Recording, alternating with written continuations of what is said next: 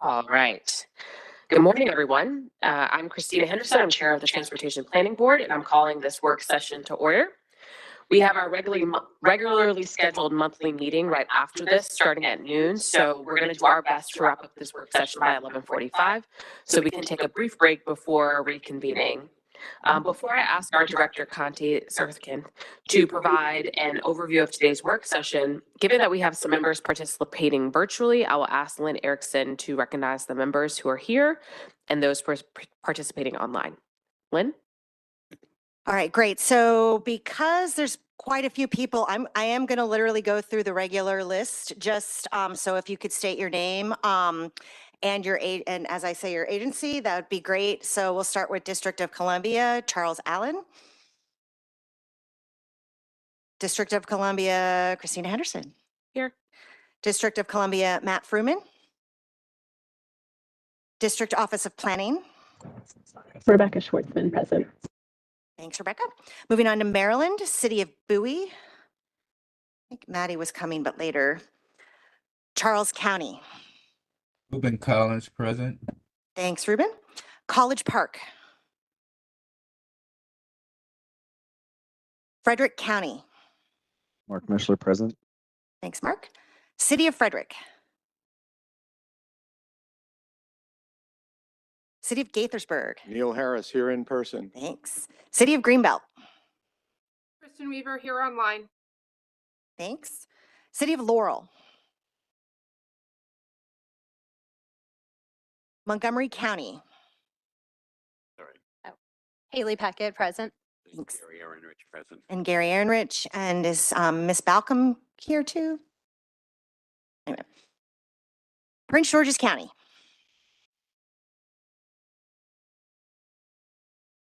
City of Rockville. Tacoma Park. Maryland Department of Transportation. Drew Morrison, present. Thanks, Drew. Maryland House of Delegates. Maryland Senate. They're a little busy right now. Moving on to Virginia, City of Alexandria. Arlington County. This is Dan Maliff sitting in for Mr. Carantonis. Thanks, Dan. City of Fairfax. Fairfax County. James Walkinshaw's here. Thanks. I think Mr. Alcorn will be joining us virtually later. I'm online now. Okay, great. Falls Church.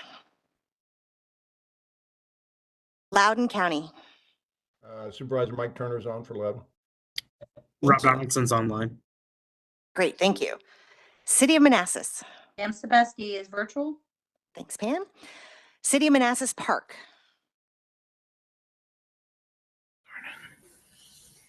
Prince William County. Megan Landis, present. Virginia Department of Transportation. Maria Sinner, present. Virginia House of Delegates. Why can I not get audio? Virginia Senate. Moving on to WMATA. And our ex officio members, Federal Highway Administration, Federal Transit Administration, National Capital Planning Commission, supposed to come, Metropolitan Washington Airports Authority, and National Park Service. Okay, that concludes just who's here today for our work session. Thanks, Chair. Thank you, Lynn. All right. So before we get to the briefing, I'll ask Conti to outline the purpose and the process of today's work session before we get into it. Conti? Thank you, Madam Chair and members of the board.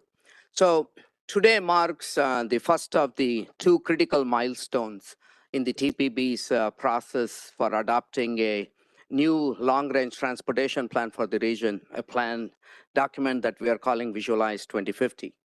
And this document will replace the current plan, Visualize 2045. So this first milestone is significant for several reasons, including it represents a time when the board gets to see the details of the transportation investment plans of the board's 24 member agencies the specific highway, transit, bike ped projects that are currently identified to be funded for implementation between now and 2050. The second reason is when 19 of the TPB member transportation agencies are able to share a comprehensive compilation of all of the large regionally significant projects that they each plan to fund between now and 2050, a list of projects that represents a year-long effort of these member agencies during which they re-examined all of the projects that were in the previous long-range plan, something that has not been done in a very long time. And to come up with this set of projects that would better advance the several different goals that the TPB has for the region. It's also significant because this is the time when the TPB that has received a set of new population, employment, and household forecasts for the region, information that reflects the 2020 census data that goes through the year 2050. It is informed by the disruptions that almost 3 years of COVID-19 pandemic had on our region.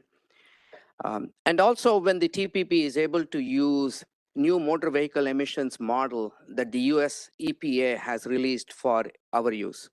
So these are some of the items and actions that are coming together in this first milestone. I believe this milestone is also significant because this is when, after reviewing all of the inputs during the months of March and April, the TPB will approve in May its staff using all of these projects, the demographic and land use data, the new emissions model, to conduct a regional air quality conformity analysis. This analysis that is required by this region by federal law, it is something that must be done before the TPB adopts the long-range transportation plan. As such, it is an important step towards the region adopting a new plan. The analysis will take a better part of a year.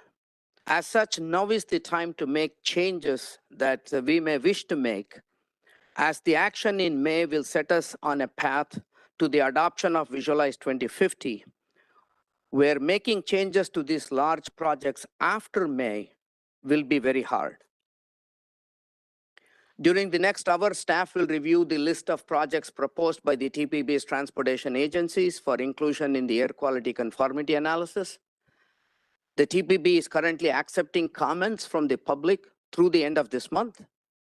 You all, as members of the board, will have an opportunity to provide your comments and ask questions of the agency's staff today and beyond today into the first part or the second part of next month. You will be able to send us your comments today and into the next month. We have provided other information such as the population and employment forecasts, the inputs for the air quality conformity models, and all of the technical details. While we do not plan to go over those technical inputs today, staff will be able to respond to your comments and questions about those during the work session today or later. I emailed all of this information to you on March 1st when these materials were released for public review. I trust that you have been able to review some of that material. Today, your staff will briefly review the materials that you have with you.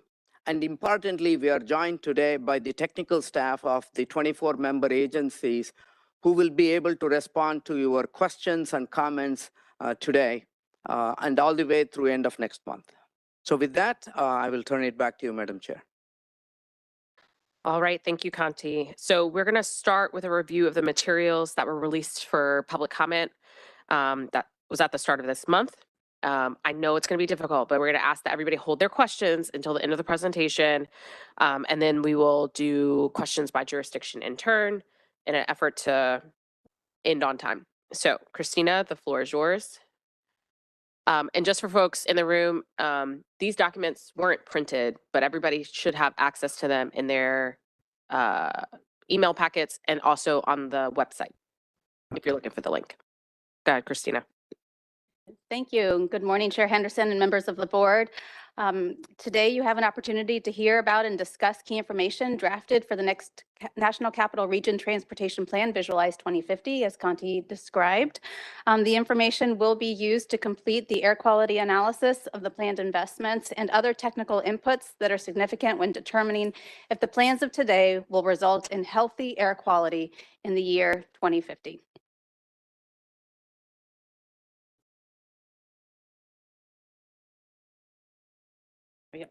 All right, so an overview of the presentation today. I'll have an introduction and then describe the comment period information.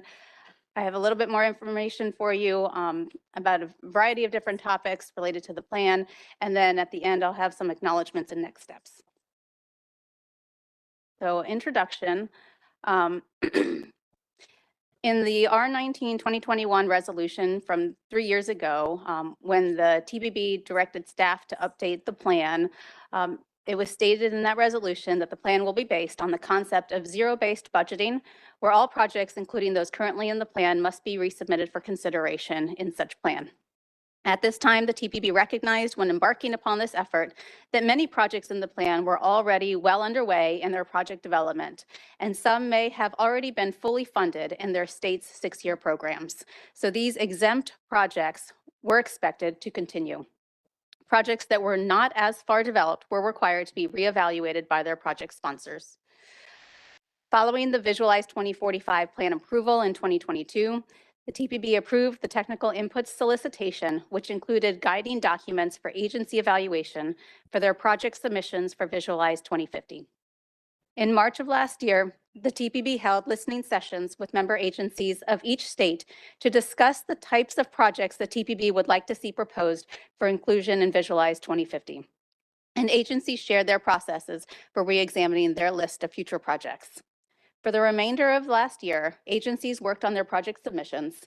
TPB staff held many technical assistance sessions, and in January and February of this year, TPB staff prepared the information for this public comment period.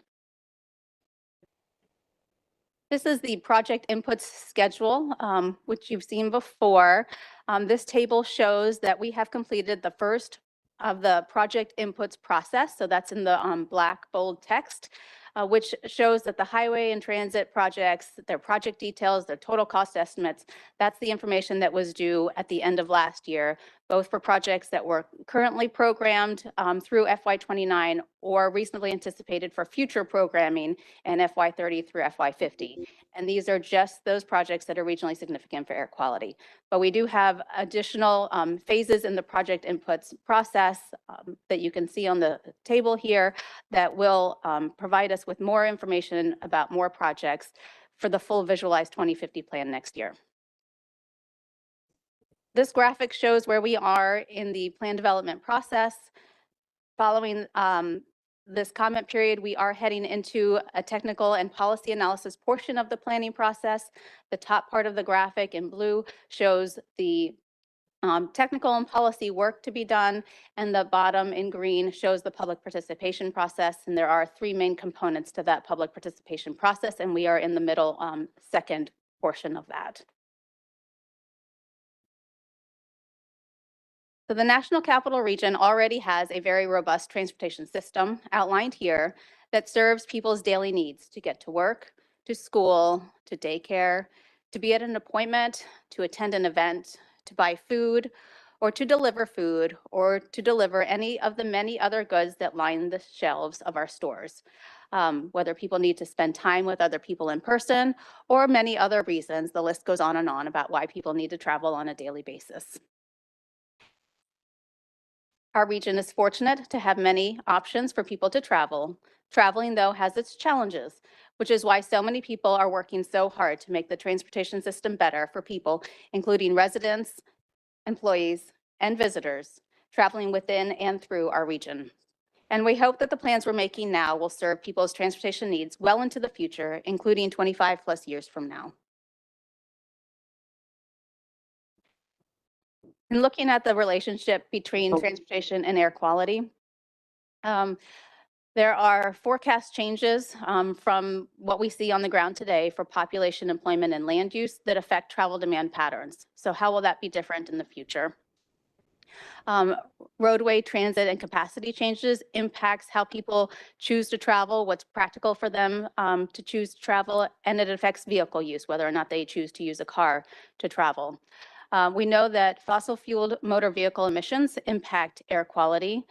And so the TPB measures the attainment of future air quality goals via an air quality conformity analysis, which then sets off, it's a robust modeling effort to conduct this analysis, all to determine if Visualize 2050 and the associated Visualize FY 2026 through 2029 Transportation Improvement Program are consistent with the EPA-approved mobile source emissions budgets, which contribute to annual emissions reductions. So a very strong connection between transportation and air quality and these other topics.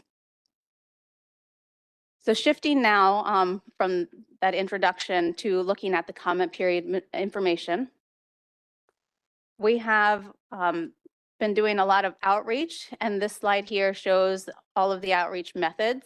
We have an ambassador kit that's available on our website. It provides sample web, news, and social content and graphics. There are email announcements that have gone out through the TPB News subscription list and committee mailings. Newspaper ads have been placed in the Washington Post, the Afro News, the Washington Hispanic.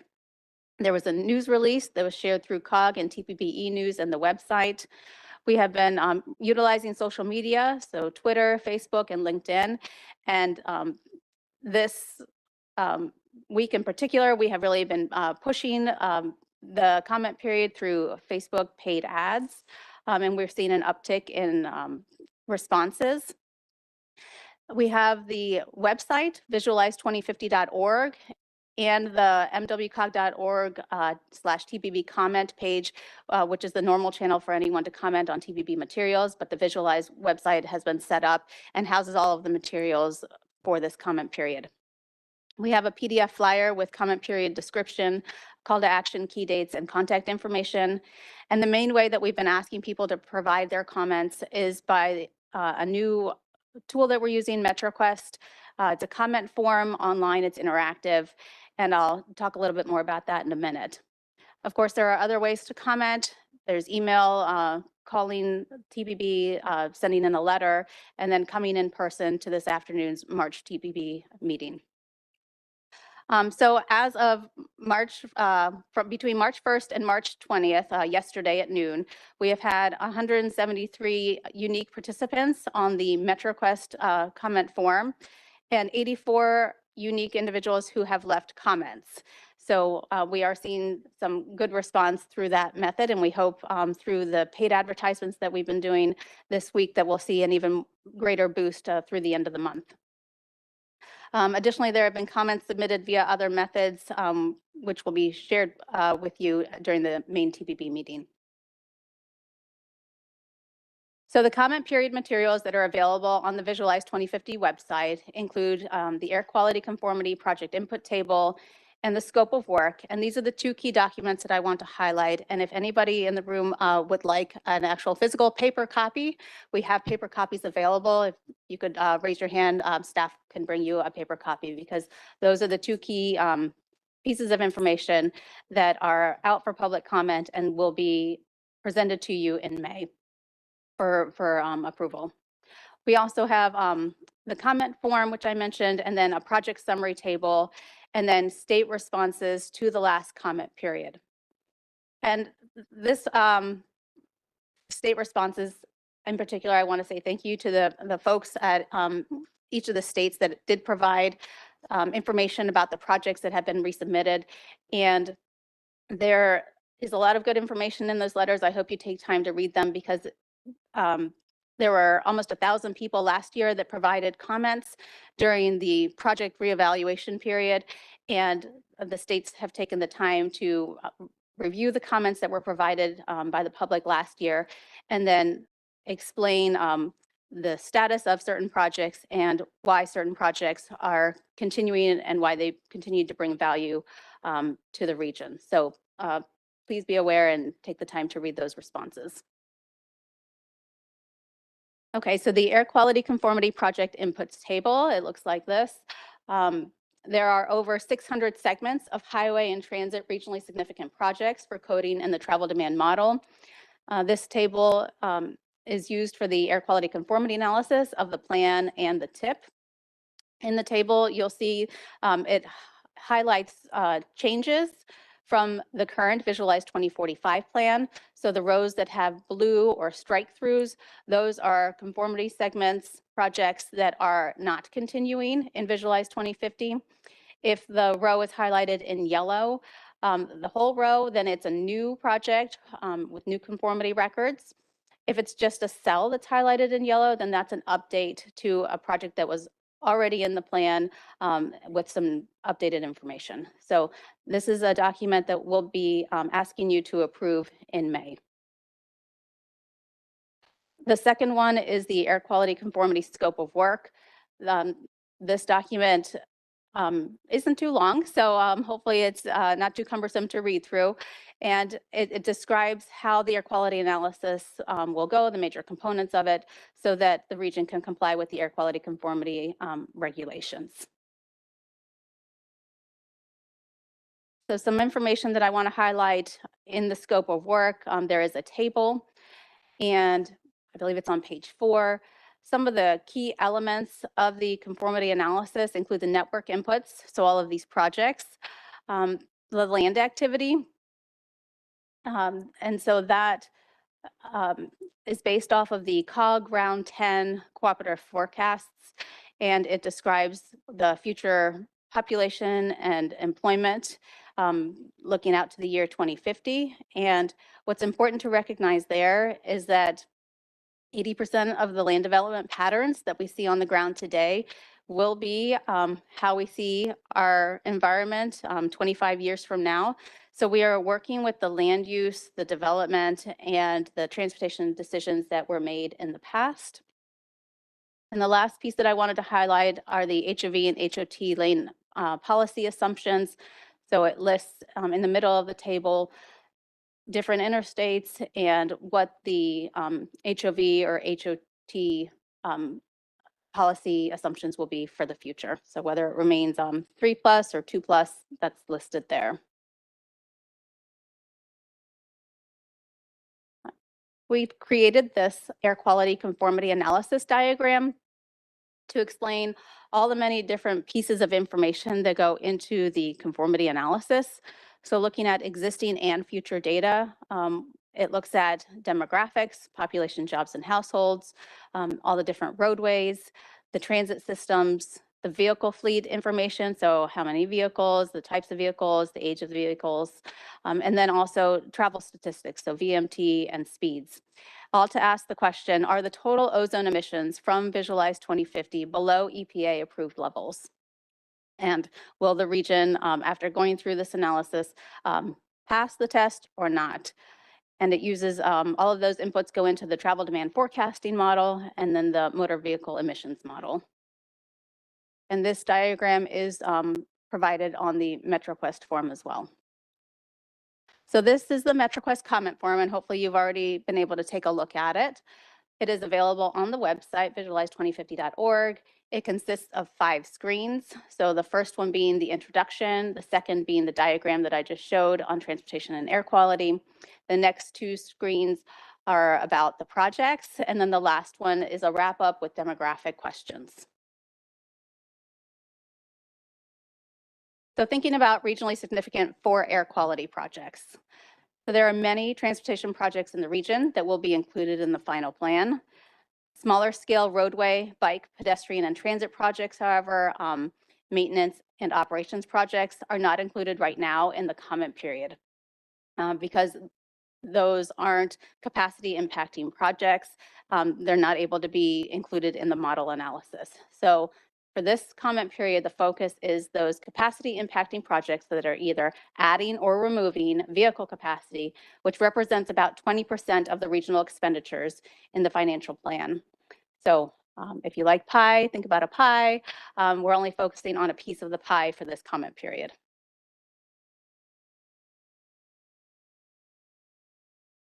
So in this graphic, there are 2 tables. The one on the left shows the current focus of the types of projects that we're looking at that are significant for air quality analysis. When project sponsors go into our database, they can select any number of project types. And these are all the different project types that are available. So a lot of good things going on in the region, but not all of them are relevant to the air quality analysis.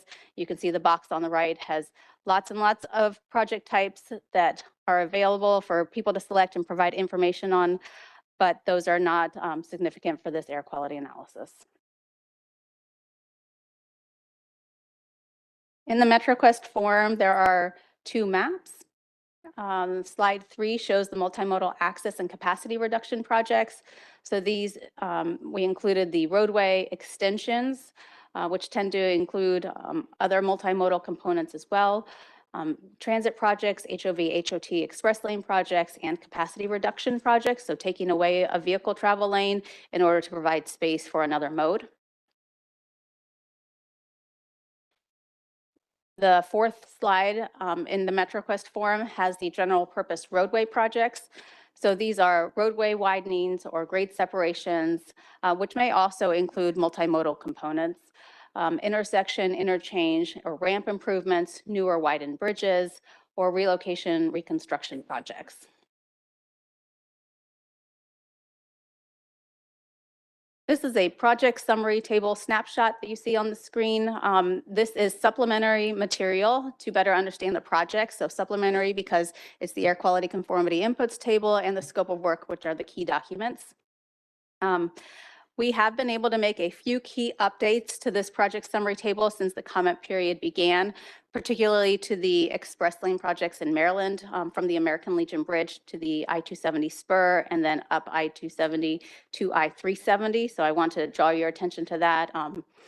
We were made aware of it early in the comment period that the information in the project packet associated with those projects was not correct. And so we've been working with our partners at Maryland DOT to correct the information, and we were able to post that yesterday on the website. So when the agenda packet was sent out last week, we were still working with MDOT staff to correct this information in the database, and we were able to finish that yesterday. So please take a look at those 2 projects specifically because they weren't included in your agenda packet last week. So the related information for those projects across the row in this table has also been updated. Just how to read this table, it has the project name, and we only included in this project summary table the projects that had a completion year of 2026 or later. We felt like that was the most relevant to focus on for public comments. Projects that are going to be completed sooner are already well underway or under construction, and so the value of public comment is not as great as for the ones that are going to be in the future. This table also shows the total cost estimate, the anticipated completion year, what type of project it is, and then how the project aligns with TPB's goals. So switching now from the comment materials to looking at additional information. Thinking about different financial considerations. So some projects that have been included already have programmed funding in their state's 6-year programs. Other projects are reasonably anticipated to receive necessary funding in the future. All of these projects have been screened and are presented in this comment period because funding expectations are reasonable for inclusion in Visualize 2050. Regionally significant projects without reasonably anticipated funding will not be included in the conformity table. They will not be included in the financial plan. They will not be included in Visualize 2050 as a construction or implementation project, but they may be listed as a study and not coded in the conformity table. So just to acknowledge that there is work being done to look at some projects, but they're not included in the conformity analysis or the plan as a construction project at this time.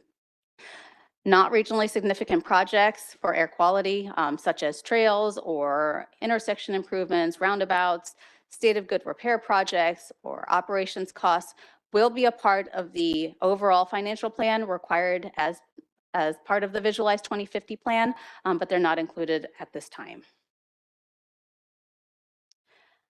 So TPB has worked for many years on identifying priority strategies that it feels are important for transportation professionals working in the region to spend time on, to pursue in order to achieve the TPB's regional transportation goals.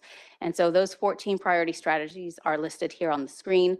And I want to spend a few minutes today highlighting 2 of those priority strategies because we can see from the project inputs the progress that's been made to work towards implementing those strategies in order to achieve the region's goals.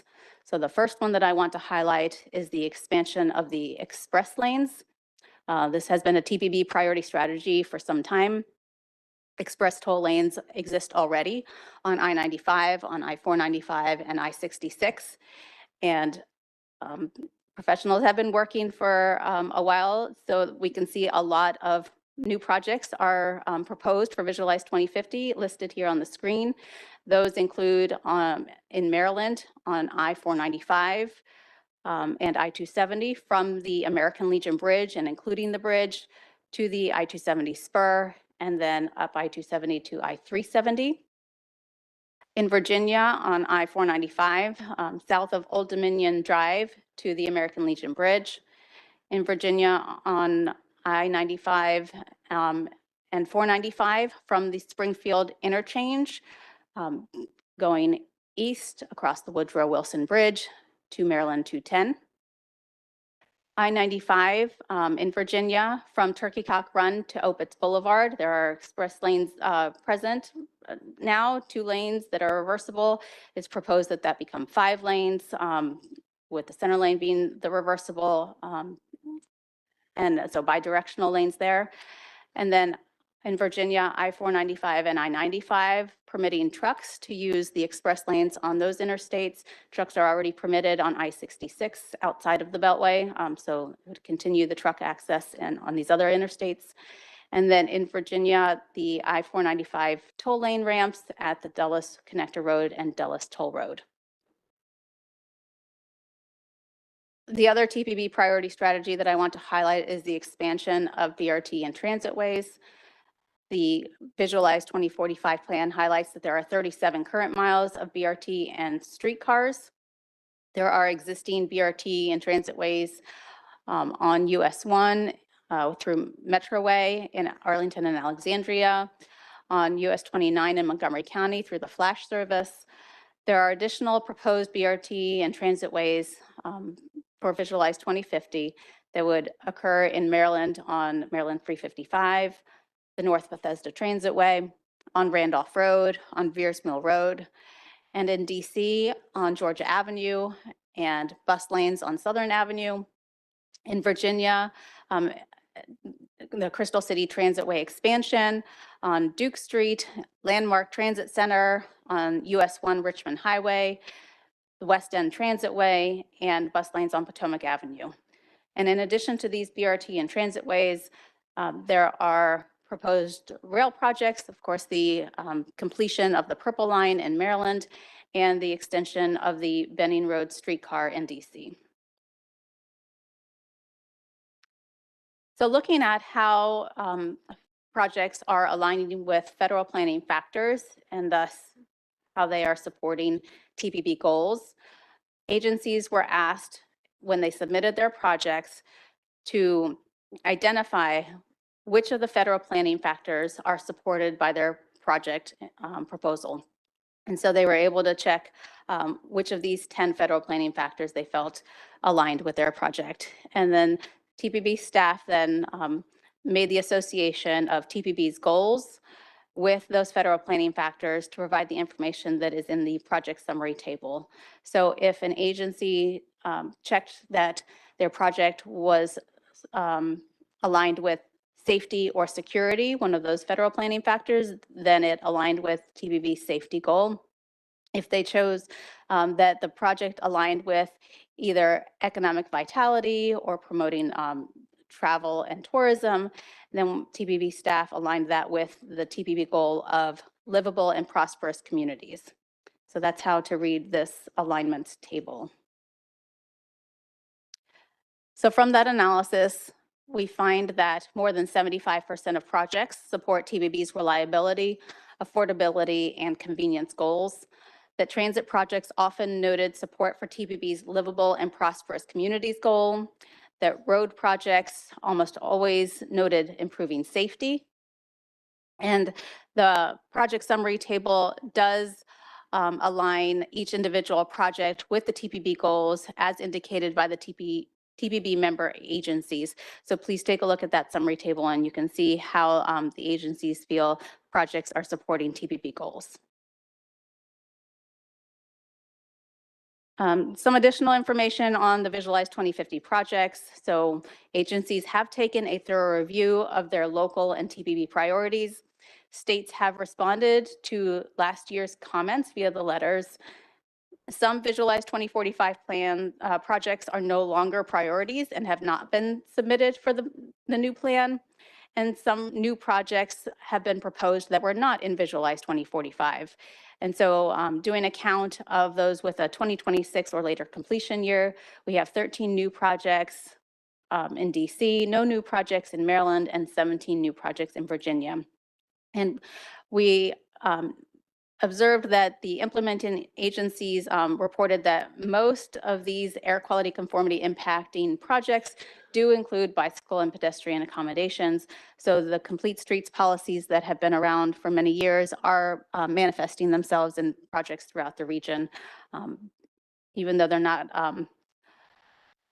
classified as a primarily bicycle and pedestrian project. They are multimodal in nature. Looking at which projects from the current plan are continuing, we have 65 major highway projects continuing for Visualize 2050, 10 major HOT, HOV, and toll lane projects continuing, and 22 major transit projects that were in 2045 plan and continuing for the 2050 plan.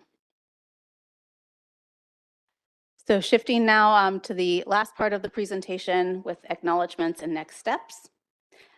We have a lot of people that have been working with us to review projects and submit project information, and we want to highlight their help and express our appreciation for the teamwork throughout the region to provide this information for public comment this month. So this slide highlights the people that have been involved from DC and Maryland. And this next slide highlights the people that have been involved from Virginia state agencies and counties. And this last acknowledgement slide shows the people that have been participating and submitting project information from Virginia cities and towns. So thank you so much to all of you. It's a lot of people to fill 3 slides.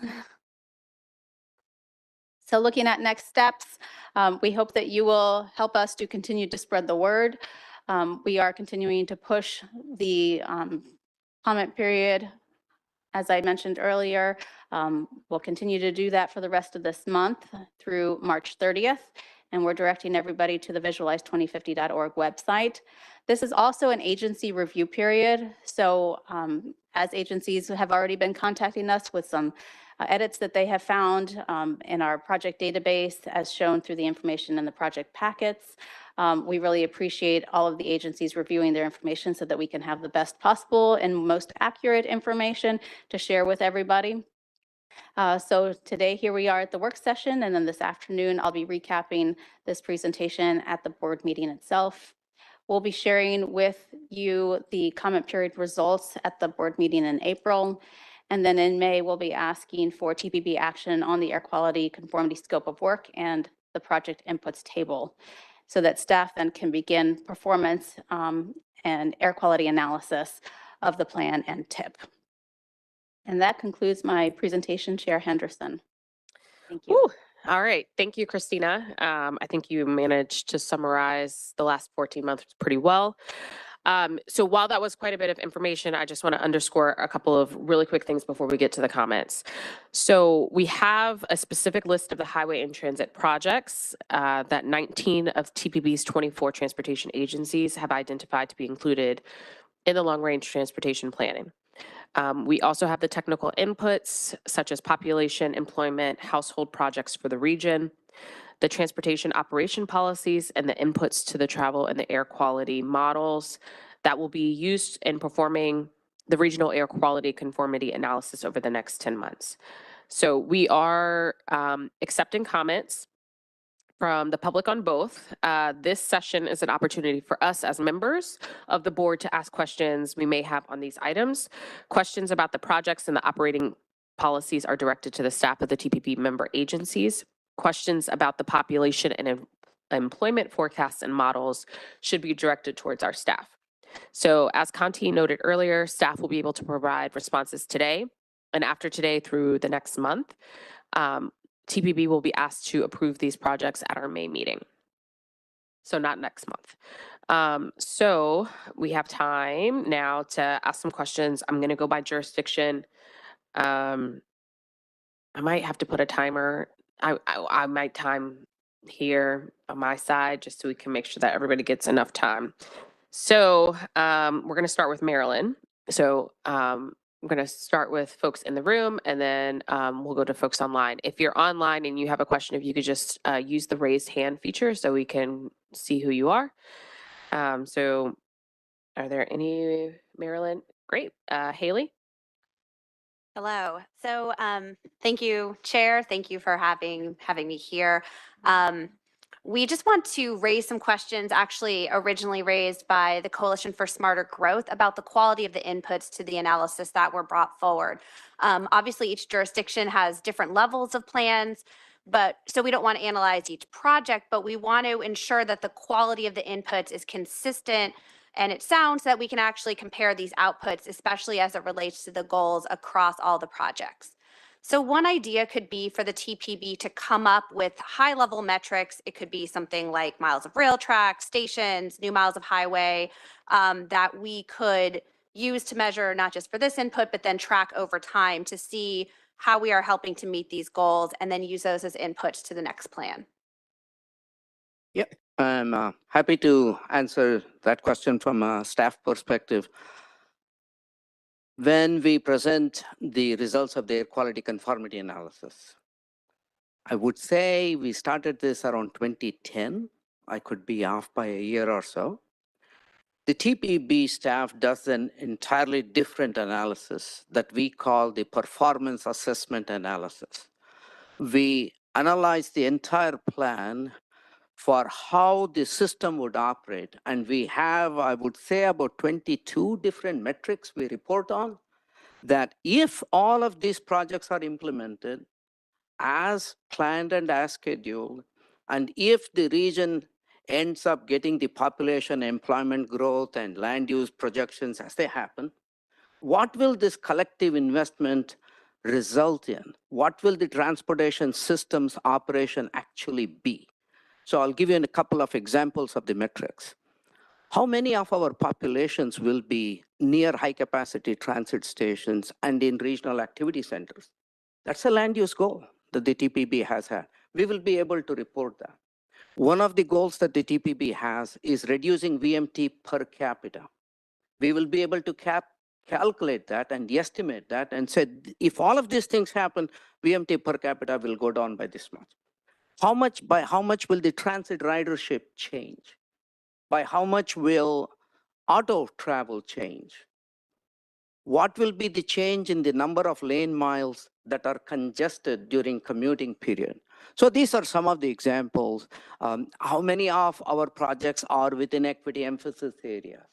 So there's a whole set of metrics, but I'm glad, Ms. Pinkett, that you asked that question. That is something that will be coming, but that can only come after we have completed the analysis. So it is coming. Yeah, Gary Aaronrich, also from Montgomery County. Thank you, Conti. And as a follow-up, I think it would be important.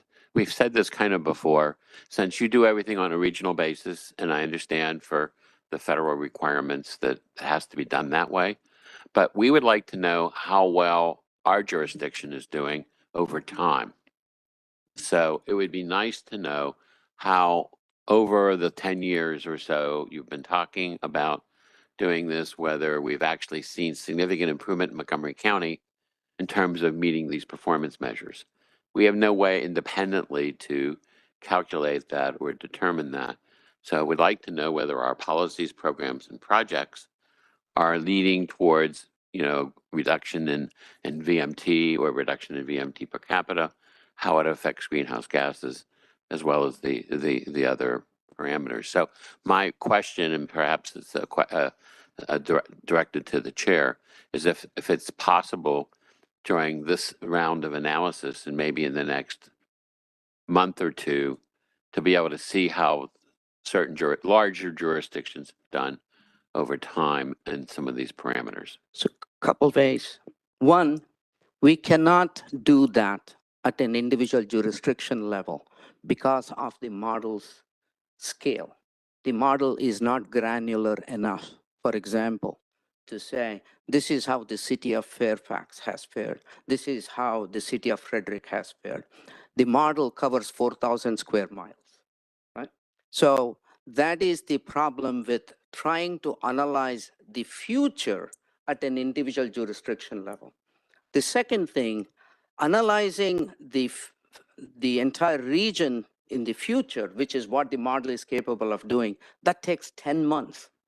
To do individual jurisdictions, even if we go out and get a model and develop a model, it might take months on end for individual jurisdictions. That said, we do have something called congestion management process. Through that process, we look back and we see how has mobility in our region changed over the past 5 years, 10 years. So in my view, that would be a good means and a measure to look at how have the policies changed and what impact they have had. We produce a technical report. There's a dashboard on the TPB website that shows some metrics. We can look into that and see what additional metrics is missing and can we collect such data. So it's a good suggestion.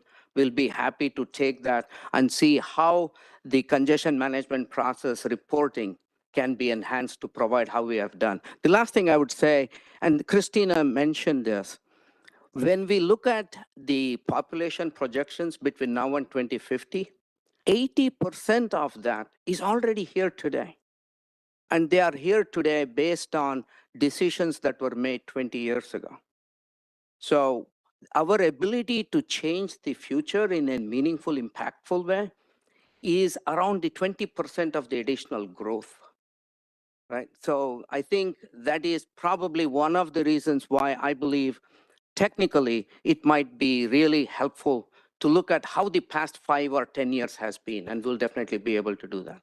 So Conti, just to underscore in terms of the request from both Haley and Gary, I think they're looking for a document that can say, this is what we were reaching in 2045. This is what the new projects, whether it be miles, whether it be miles of new bike lanes, the number of new transit stops, and even if we went back beyond 2045, is it possible to do it over a 10 to 15 year period where we're looking at past long range plans to see whether or not we're making progress? Yeah, Is that Can I just offer one clarification? I Sure. agree with that, and I think that's a useful metric. I also just want to highlight, this was some of the questions when we were looking at the inputs for individual projects. And again, I don't want to comment on individual projects. There were certain ones where I would question the quality, like we are improving greenhouse gas emissions by widening this roadway, or that there's like, we're meeting all of the regional goals on one project that was just a bus lane project. So just making sure that we're being consistent in, I understand that the jurisdictions are doing that, but I would appreciate you as staff giving that lens to see if we're being consistent in our inputs across the projects. Sure. One of the things we did do when the TPB asked us to take a look at the project description sheet, which we revised, significant enhancements, the technical committee worked on it. For about 3 months, we worked with individual agency staffs providing training in the sense of explaining, this is the intent of the question. This is the way in which you can answer. We don't have the answers to that, but we told them how they could answer. So we have tried to provide the training to them. We have and we have written a complete manual on how to answer those questions, what is expected of it. And we sure trust that all those 3 slides full of people who worked on it over the past 10 months have really tried to taken that to heart and done their best. Okay, any other questions from Maryland? Any questions from Maryland online? Got about 2 minutes in the Yes. Maryland portion. This is Monique Ashton, City of Rockville. Thank you for the extensive presentation and for all the questions of my colleagues. I was one of the folks who wrote in to share that it looked like the portion of Rockville for 270 was still included in documents.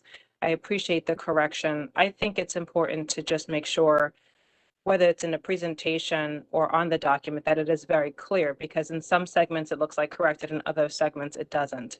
And it also still shows the tow lanes through Rockville. So I just wanted to note that the February 29th email from MDOT specifically says that it would not be through Rockville.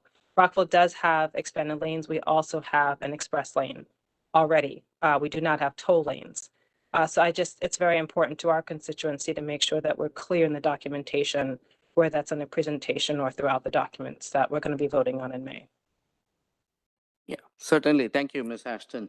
We've noted the corrections on the website, and we will continue to emphasize that through the rest of the process. Thanks. Thank you, Ms. Ashton. Any other questions from Maryland online? All right, any other questions from Maryland in the room? All right, so we will move on to Virginia. All right, Mr. Walkinshaw. Thank you, Madam Chair. Ms. Finch, thank you for the presentation. Just going back to the resolution 2019-21, if that's right, or 19-2021. I feel like I have a good understanding, having gone through the process in Fairfax County, of how we achieved the zero-based budgeting directive that the board established, I think with some success, and taking a fresh look at projects that we had in the plan for many years, some of which no longer meet our goals. But I don't have a clear understanding of how we have or how we will meet the directive to evaluate multiple build scenarios. So I wonder if someone can just kind of talk me through how we will achieve that, how we have achieved that or will achieve that through the rest of this process. Certainly. Thank you, Mr. Walkinshaw. The discussion on the multiple build scenarios was something that we included explicitly in the project solicitation around March of last year. Just the TPB had just recently conducted, through the Long Range Plan Task Force, 10 different build scenarios, of which a number of them were accepted and translated into 6 specific aspirational initiatives. That all happened between 2017, 2018, just before the pandemic struck. Prior to that, there were additional scenario analysis that the TPB had done. So one of the things we did was, here are all of these scenarios were alternate build scenarios. For example, there was one scenario that said, what if this region did not build any single highway project for the next 25 years, but it built all the transit projects that are in the plan, and this growth happened? What will the system performance be like? And then there was another scenario that did the opposite. And then there was yet another scenario that said, what if we don't invest anything into the highway and transit system, yet the region's population and employment grew? So if we did nothing, what would happen? So all of these scenarios had been tested, where we had run the future, what the future might look like. In some scenarios, the future that we looked at was for 2040. In a couple other scenarios, it was 2045. To the extent that we are able to predict with some confidence the future, we thought, well, 2040, we get this sense of what directionality these things are going. So that is what we summarized. And we said, here are your options. So please be informed by this to come up with your project selections. The reason we did not propose that the TPB will conduct its own alternative scenario analysis is fresh now is because it took the TPB members about 10 months to provide this set of inputs. We would now have to ask them, if these are your planned investments under one scenario, what would your planned investments be under another scenario, perhaps under another scenario? And then if analyzing one scenario is about 10 months, analyzing 3 minutes, I'm not saying it'll be 30 months, but it would probably be 18, 19 months. So I think we said, let us learn from what we know from the previous scenario analysis, come up with a set of inputs for this plan, and continue to work on refining this plan so that more of our goals are achieved to a greater extent. So that's how the scenario analysis piece of the resolution was addressed. Thank you. Any more Virginia in the room? All right, I see Dave Snyder online. Dave? Greetings, everyone, and thanks for the presentation from staff. I don't know how you do everything you do, so thanks very much. Let me ask first a general question. We've set various greenhouse gas goals, and I think it's important to clarify exactly what environmental goals and standards are applicable to this exercise. Is it simply meeting the minimum federal standards established by the EPA, or is it something broader, or should it be something broader? That's my question number one. And I think to some extent it reflects some of the questions already asked. My second question is really quite specific. Many of us are strong supporters of bus rapid transit. One of the projects that actually is going through the planning stage now is bus rapid transit on Route 7 in Northern Virginia. Yet for some strange reason, it's not in this plan, and I can't quite figure out why. Number one, and number two, what if it's not in this plan and the funding goes forward? There's been extensive planning at Fairfax County and Falls Church and Alexandria with a significant expenditure of money so far, and I'm trying to figure out why it's not in the plan. So first, a general question, and then second, a specific question on a particular BRT program that actually is moving forward, although slowly, much to the frustration of many. Thank you very much. Thank you, Mr. Snyder. I'll take the second question first. The Route 7 BRT project, we are aware of the study. The project has been listed in our TIP for funding purposes. It is documented in the plan as an ongoing active study that is progressed, albeit perhaps a little slowly, but definitely made some good progress. The reason this is not included in the project list you see today is the funding needed to construct and operate and maintain the project has not yet been finalized. And that is one of the federal requirements. The project can be added into the TPB's plan only when funding has been secured and demonstrated to be reasonably available. But we understand that it is one of the top priorities in Northern Virginia. The NVTA has it on its long-term plan. So whenever that project proceeds to a point where it has all the environmental approvals and funding has been secured, we can amend our plan to include it. So the TPB typically accepts plan amendments at least once a year. So this plan can be amended. So when that is made available. Your first question was a general question in terms of what types of environmental goals are we trying to achieve, or what are our aspirations? For the plan itself, I would say there are two specific environmental goals. One is to make sure that in the future, all of the ozone forming pollutants that the vehicles on the road would emit would be below a certain level that this region has determined to be acceptable and the EPA has approved to be at an acceptable level. That is the air quality conformity analysis. That is what we will be doing over the next 10 months. So we have to date been able to comply with that.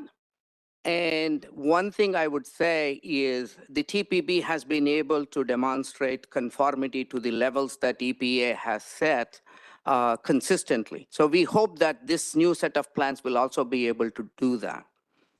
The second environmental goal that is not yet prescribed by the feds for TPB, but it's a goal that the TPB has set for itself, and that is reducing the greenhouse gases.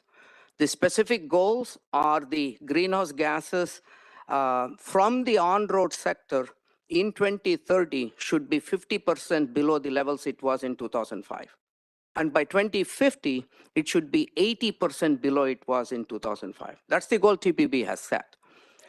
In 2022, visualize 2045, when we analyze them, it showed that the TPB's projected greenhouse gas emissions from the on-road vehicles would be around 26% below 2005 levels, not the 50%. So we have some work to do there. And the 2050 also, we would be short of our goal of 80%. So we are hoping that this new Visualize 2050 plan, we will do the analysis. We would really hope to see progress being made to take us beyond the 24, 26% and much closer to 50%. One of the key things I will note, though, is the TPB did the climate change mitigation study, and the study indicated that of the many strategies, we need to increase transit ridership. We need to reduce single occupant vehicles. We need to increase walking and biking. We need to have more housing and jobs closer to high capacity transit and within regional activity centers. All of these are important. But one strategy that would provide significantly more greenhouse gas reductions than all of this combined was transitioning our vehicular fleet to cleaner fuels. That is one of the strategies, and that is where the federal government has made $7.5 billion available to this strategy. It is a very heavy lift. It can't really be done by 2030 or by 2050 unless everybody is working towards that. And by everybody, I mean even the energy development sector and the energy distribution center. So we have collected some vehicle registration data in the region. We are happy to report that there is a threefold increase in the number of electric vehicles being sold in this region. So I think, but even with that increase, the total number of clean fuel vehicles in the region is less than 5%. So I think that is one of the strategies where we will need to come together and expedite our work activities. Thank you. Thanks, Dave.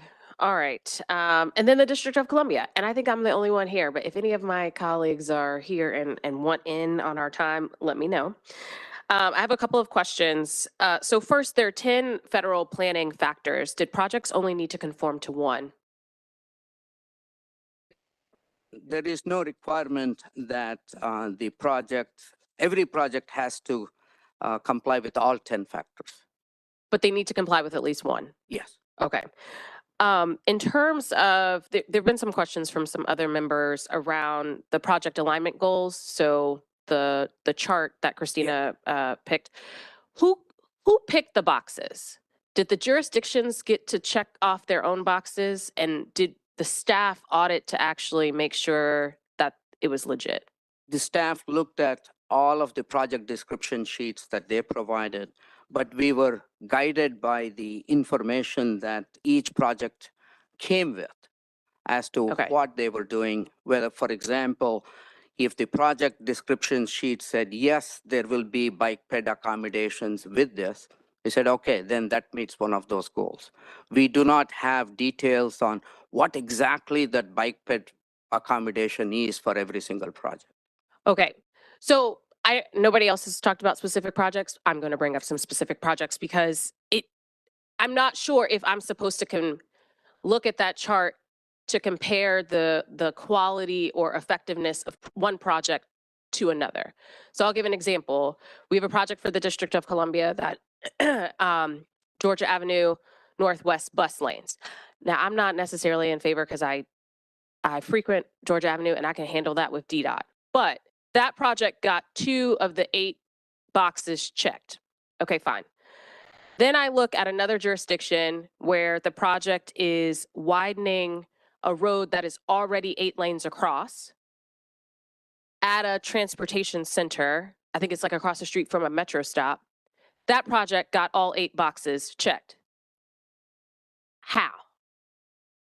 Once again, if you look at 2 things there, one of the things is what exactly is the project location and what are the different elements of the project that has been proposed, right? So if you look at some of the factors, economic vitality is one of them that is very broad, right? Safety is another one. Security is another one. So I think in my way of looking at it, either the project description that we received, it is likely that somebody was looking at it from a very narrow perspective in answering the question, does this project increase the security of the transportation system for motorized and non-motorized users, versus somebody else understanding that same impact differently. So it is very hard to simply say that this jurisdiction checked 2 boxes, some other jurisdiction checked 8 boxes. Therefore, either the 8 boxes project is better, or the 2 boxes project is not as effective. So then how are people supposed to evaluate the check boxes altogether? Because I have another project in DC, the Benning Road streetcar, there were no boxes that were checked. And I think a streetcar project, in comparison to a project that's widening a road that's already 8 lanes across, has some value here. So that's what I'm asking in terms of Absolutely. what the audit process looked like, because you're asking everyone to vote and approve these projects, even if they didn't come from our jurisdiction. And I'm not saying, everybody has their own conversation specifically, but I think we're looking at a document and folks are going to think that we are saying, yes, the streetcar has no value, but the lane widening does. Exactly. And this is exactly why we have built 60 days. The public comment period ends end of March. The entire month of April, we are hoping that the transportation agency staffs who have filled out those applications, those project description sheets, are able to look at and respond to these questions in terms of that Georgia Avenue project. Hopefully, DDOT will be able to take a look at why is that. Your staff do not have all of the information to make a deterministic assessment that yes, this is only 2 boxes and the other one is 4 boxes. We do not have any of the project details, the preliminary engineering, the purpose and need documents. We don't have any of that information with us. And to do that for 200 projects at the staff level in 30 days is not doable. Okay. I see somebody else who has their hand up online. I don't want to, all I can see is supervisor. I don't know who the, Mike Turner. okay. It's Mr. Mike Turner? Thanks very much. I appreciate it, Madam Chair. Conti, something you said, I just want to highlight the kind of long-term effects, since this is a 2050 threshold that we're looking at. We have just now in Loudoun County really begun to bump up seriously against real major electric grid constraints. Our data centers are demanding massive amounts of power. We've got multiple overhead transmission lines starting to come into Loudoun County. So I've kind of immersed myself in this discussion. The only point I want to make is you're absolutely right. The fastest way to impact the air quality is to move people into electric vehicles. I was in a presentation back in November with Dominion Energy, and they said that is putting a major load on the grid, which is already overtaxed. And you could run up in a fairly short horizon, not way out there, in a fairly short horizon, with some fairly major impediments to moving automobiles to the electric vehicle mode because of grid constraints, to the point where we're looking at brownouts within 3 to 5 years if we don't get control of data center power consumption in Northern Virginia. I'm not sure what the answer is. It's a pretty ugly story, but somewhere in the study, we just need to recognize, I absolutely agree, we need to push people into EVs, but EVs are going to hit some major obstacles here in the near term once the grid gets even more overtaxed. It's just an observation. Yeah, thank you. Thank you, Mr. Turner. I would be remiss if I don't note, this is one of the reasons the TPB has emphasized that the transitioning to clean vehicle, even though that can provide the greatest amount of reductions, is going to take time. So therefore, to achieve our short-term goals, we need to expeditiously push on every strategy that would affect the people's travel behavior.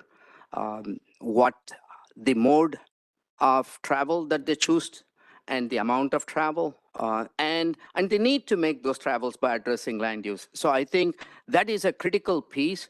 Those can be done right away, but the EV, even though it has greater potential, it's going to take a little bit of time and a much larger group of actors and entities working on it.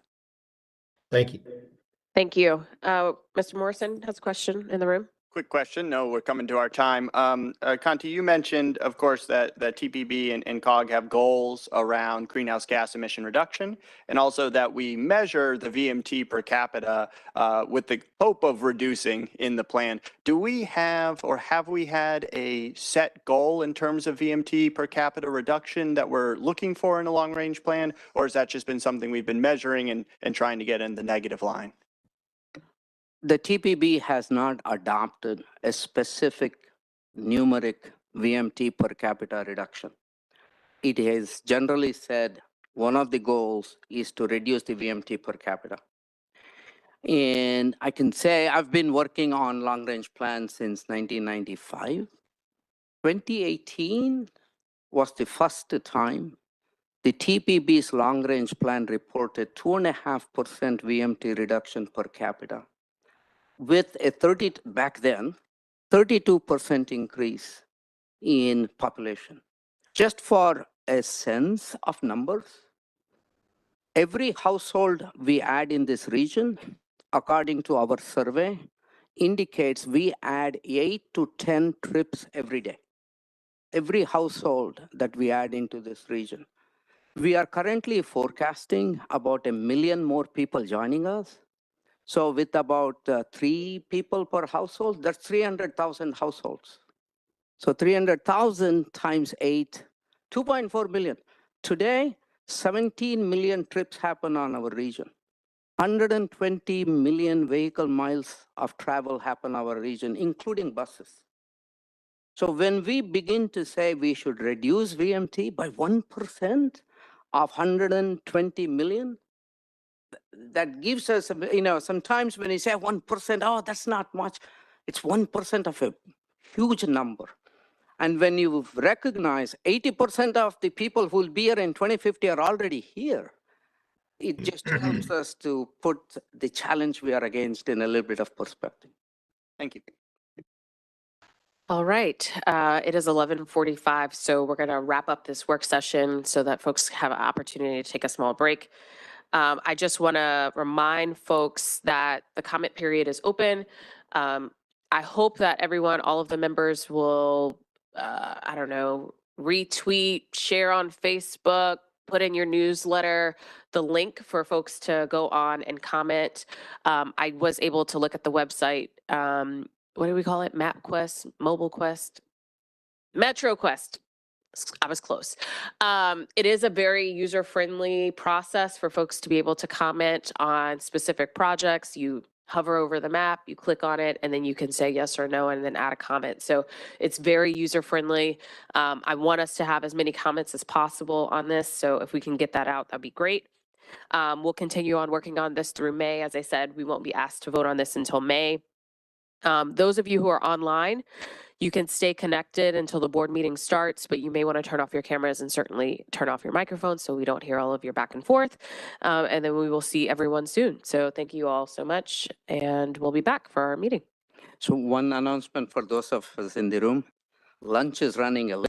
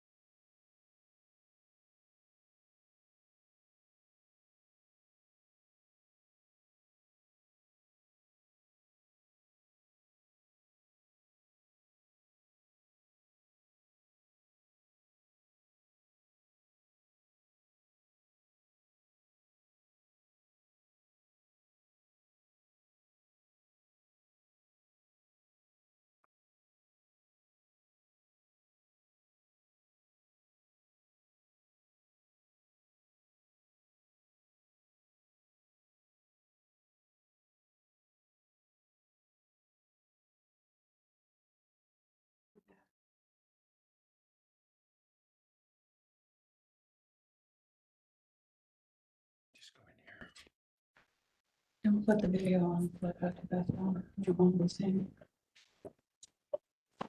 That much. Yes.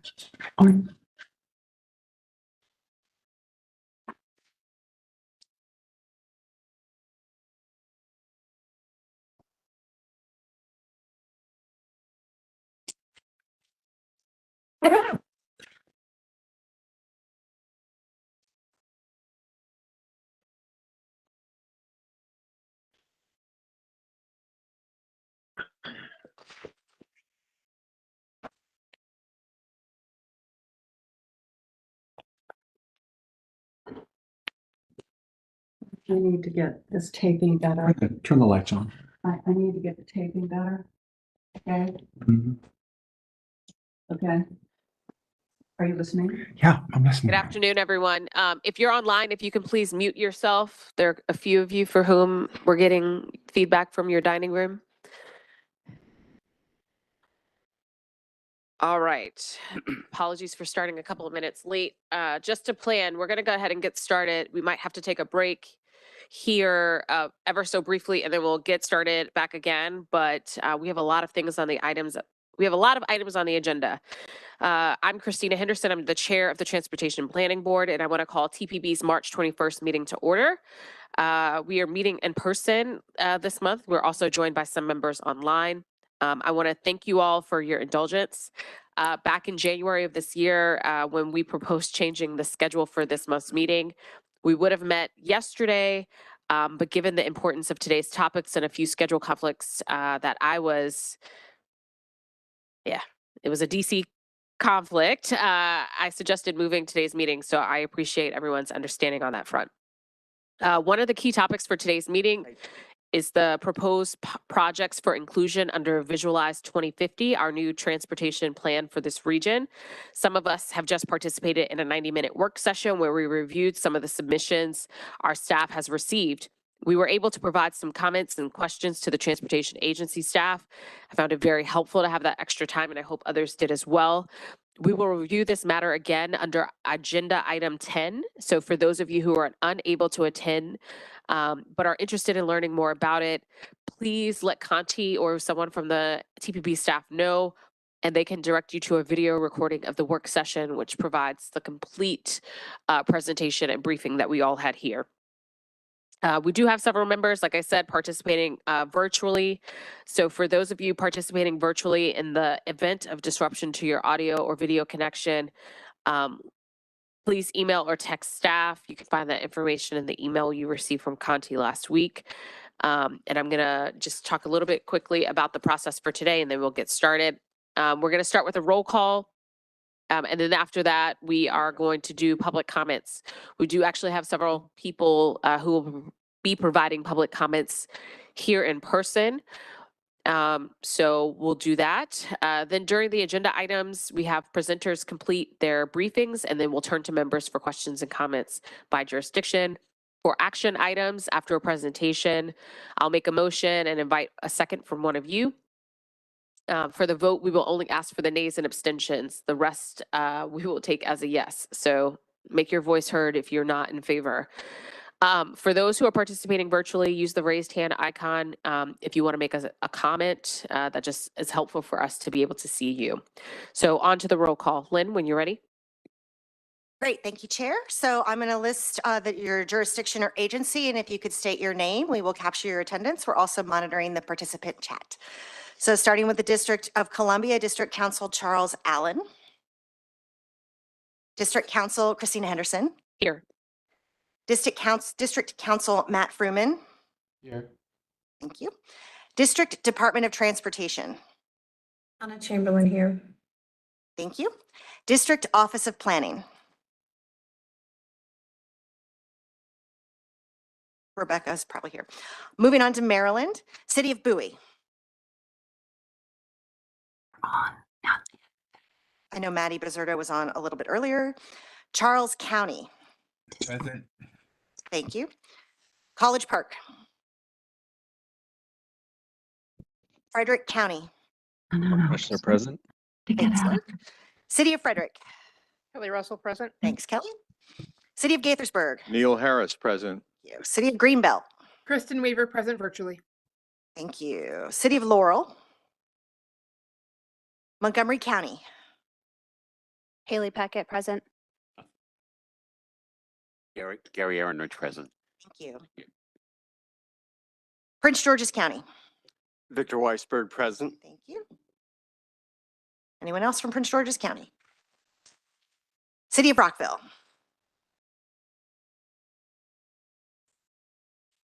Tacoma Park. Maryland Department of Transportation. Drew Morrison. Thanks, Drew. Maryland House of Delegates. Maryland Senate. I'm absolutely keeping an eye on the participant chat. So if I go too fast, we definitely have you. Moving on to Virginia, City of Alexandria. Arlington County. Dan Maliff. Thanks, Dan. City of Fairfax. Tom Ross, present. Thanks, Tom. Fairfax County. James Walkinshaw. And Walter Alcorn. To Mr. Alcorn, thank you. Falls Church. Dave Snyder. Thanks. Loudoun County. Rob Donaldson, present. Okay, good. Thanks, Rob. City of Manassas. Pam Savesky, virtual. Thanks, Pam. City of Manassas Park. Prince William County. Megan Landis, present. Thank you. Virginia Department of Transportation. Maria Siner, present. Thank you. Virginia House of Delegates. And Virginia Senate. Senator Dave Marsden, virtually. Thank you. Moving on to WMATA. Allison Davis, virtual. Thanks, Allison. Our ex officio members, Federal Highway Administration, Federal Transit Administration, National Capital Planning Commission. Oh, hi, this is Julia Coster. Thanks, Julia. Metropolitan Washington Airports Authority, and National Park Service. Okay, that concludes roll call. We have a quorum. Great. Thank you so much, Lynn. So we'll now move to public comments. Given the hybrid nature of this meeting, we're going to first recognize those who are here to give public comment in person. So they'll come up to the podium, provide their comments. You'll have 2 minutes to provide comments. So please limit your time to that. I chair hearings in DC all the time, so I will stop you. And it's not because we don't value your input. We want to allow for time for everyone else. And of course, we have your written comments as well. So after that, Lynn is going to summarize the comments that we've received online, and then we'll go from there. So Lynn, you have the list of those who are here in person. If you will, go ahead. Yes, I do. I'm going to read off the names, and so that way we know the order. You guys can be ready in the audience. And if you could just step up to the podium, and Andrew here will be taking the time, and he'll also help you with the microphone. So the names are order I have, and I apologize for any mispronunciations. Barbara Kofal, Brian Ditzler, Jason Stanford, Sally Stoltz, Margaret Shope, and Stuart Schwartz. So starting with Barbara Kofal. Great. Welcome, Barbara. Thank you, Chair Henderson, members of the board. My name is Barbara Sofel, and I'm Chair of Citizens Against Beltway Expansion. We urge you to remove the South Side Express lanes and the expansions of I-495 and I-270 in Montgomery County from Visualize 250. First, these highway expansions are not consistent with TPB policies regarding the reduction of greenhouse gas emissions and to require study of multiple build scenarios.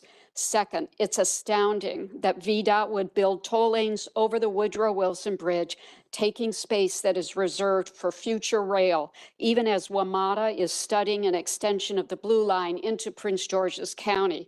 VDOT claims that if WMATA has a viable plan for extending the Blue Line, that VDOT will allow the toll lanes to be converted for rail. But this promise is not credible. The cost of converting toll lanes would be enormous for Virginia. They would have to compensate the private operator for the loss of future tolls. Virginia has the power to veto an extension of the Blue Line, and we can expect them to use it given the high cost. Including the South Side Express Lanes project in Visualize 2050 would be the death knell for ever extending Metro over the Woodrow Wilson Bridge. Lastly, we know that toll lanes would not reduce congestion, resolve congestion, only move the bottlenecks. That has been the experience in Virginia. It's also noted in comments on the I-495, I-270 project by the Maryland National Capital Park and Planning Commission. The principle is conceded by Transurban's former leader, who noted that congestion is caused where toll lanes end and the traffic must merge into general lanes. These projects should be removed from Visualize 2050 and focus be put on alternatives that will move people and reduce congestion. Thank you. Thank you, Barbara. Brian Ditzler.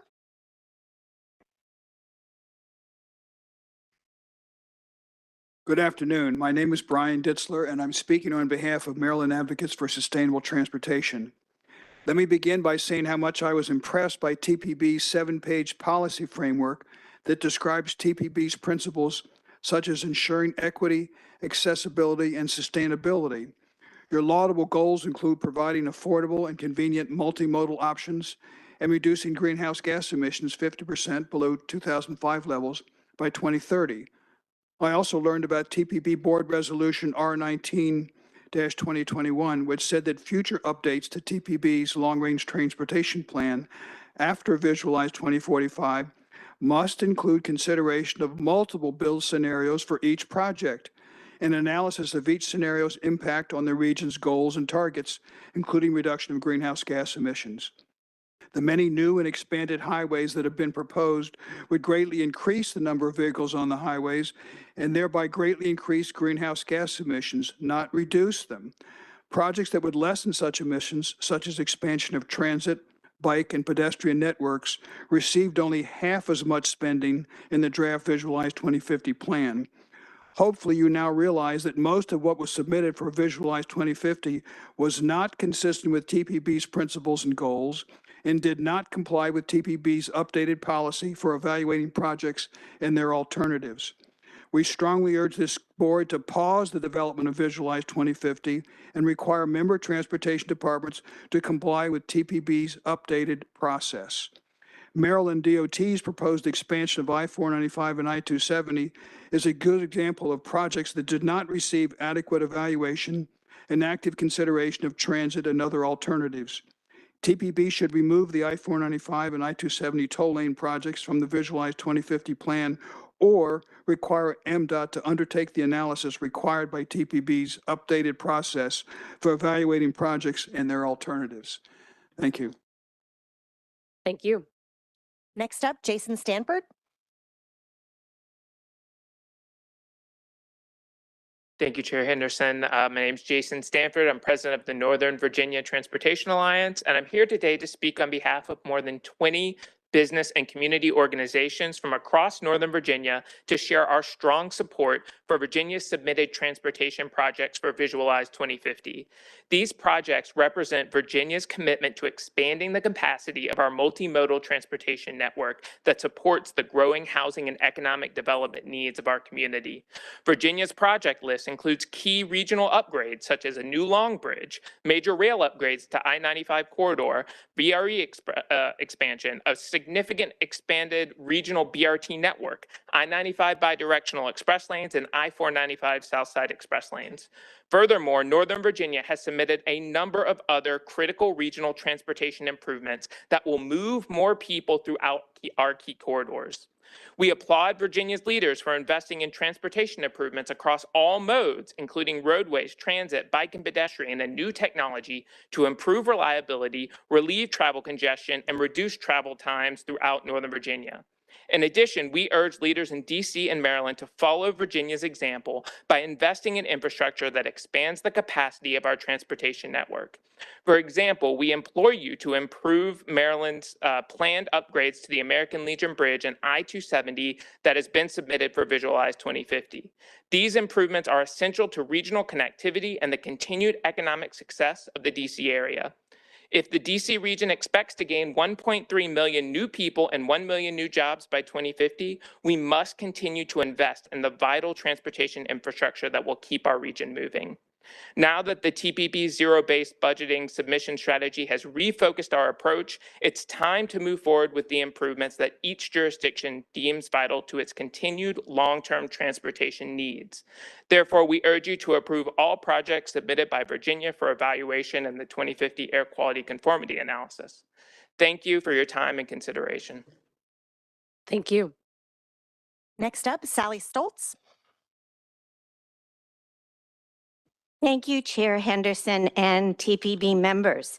I am Sally Stoltz from Rockville, Maryland, and I'm one of the coordinators of a grassroots organization which was started in 2018 after many of us realized that what sounded like a laughable proposition was in fact serious.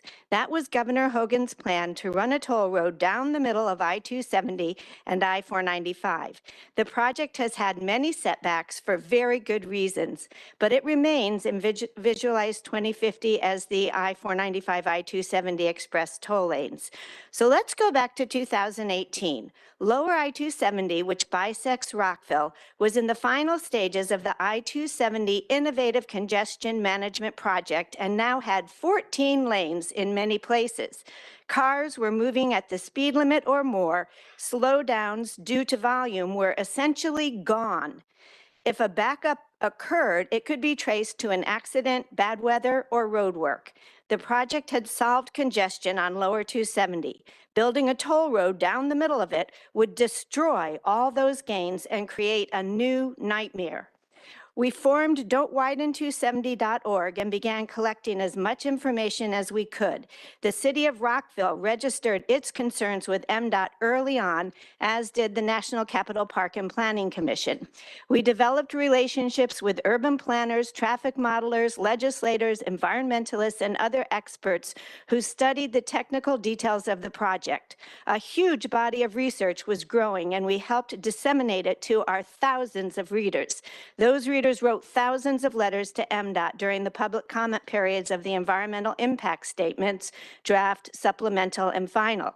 The research made it clear that the toll lane plan is extremely inequitable, would actually create congestion and reduce safety for drivers in the general lanes, is truly disastrous for the City of Rockville, would increase greenhouse gas emissions and promote auto dependency, and would put Maryland taxpayers at huge risk, just as the Purple Line P3 has. You have received written testimony from many respected organizations and will be receiving more, validating that the I-495, I-270 Express toll lanes project should not move forward. Thank you. Please examine all of it very carefully. This project will do much more harm than Thank good. you. Please remove it from Vision 250. Thank you. 2050. Thank you for your comments. Thank you. Next up, we have Margaret Shope. Good afternoon. My name is Margaret Shope, and I'm with the Coalition for Transit Alternatives to Mid-County Highway Extended. I'm here today to extend our appreciation to the board for taking the following two actions: removing proposed Mid-County Highway from the Visualize 2045 update and removing two final sections of proposed Mid-County Highway extension from the draft, which is in the draft Visualized 2050.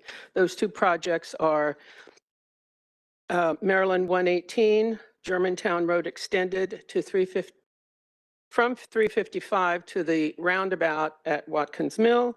The other one is from 355 to the end of Middlebrook Road extended going east. The removal of Mid-County Highway extended is consistent with Montgomery County's Climate Action Plan and is in alignment with Thrive Montgomery 2050 and it pledges to address the following three things. Climate action. It will address climate action by addressing air quality, water quality, flooding, and biological diversity. It will address environmental justice by examining land use decisions to identify vulnerable communities that have become a receiving area for unwanted and potentially harmful land uses. And it has pledged to address human health by promoting policies that reflect the research demonstrating the physical and mental health benefits of reducing air pollution and extreme heat. Again, we give great thanks for the motions that you have made towards eliminating M83. Thank you. Thanks. Last up, we have Stuart Schwartz. Thank you, Chair and members of the TPB. My name is Stuart Schwartz, and I'm the Executive Director of the Coalition for Smarter Growth. We're now a 27-year-old nonprofit founded by the region's leading conservation groups, and our vision is a network of mixed-use, walkable, inclusive communities linked by our transit networks as the most sustainable and equitable way for our region to grow. In 1995, after I'd left the Navy and ran away from law school, I worked for the President's Council for Sustainable Development, and I saw the IPCC reports about climate change. They didn't tell us about climate change in the Navy back then. They do now. But it was shocking to me at that time. It's hard to believe that was over 30 years ago. And I've been now involved with TPB since actually 1996 as a volunteer, 1997 when we were founded. And we made the case, smart planners in our community made the case for this network of walkable transit-oriented communities as the most sustainable way to grow and as an alternative to further sprawl and more highway expansion. Ultimately, this was adopted in the Region Forward Plan by the Council of Governments as a vision for the future, matched with the Activity Centers Plan and your goals to focus 75% of jobs and housing at high-capacity transit, and your goals to address equity, including the East-West economic divide, and your excellent climate report, with a goal of reducing greenhouse gas emissions by 50% by 2030. And to the credit of this body, you were the leading NPO in the nation to agree to also reduce transportation emissions by 50% by 2030. At the same time, you agreed to zero-based budgeting and to a scenario to meet these climate goals and your 50% goal. That's why we are so disappointed with what we see here today. We do see some projects have been removed and cut, but I'm sorry, but if Mr. Stanford still likes this plan, then we have not done enough. We have much more to do. My wife and I are not fortunate enough to have children. If I had children and grandchildren right now, I would be horrified and terrified by the world we are leaving to them right now. I say this as a Navy veteran, not as a radical environmentalist.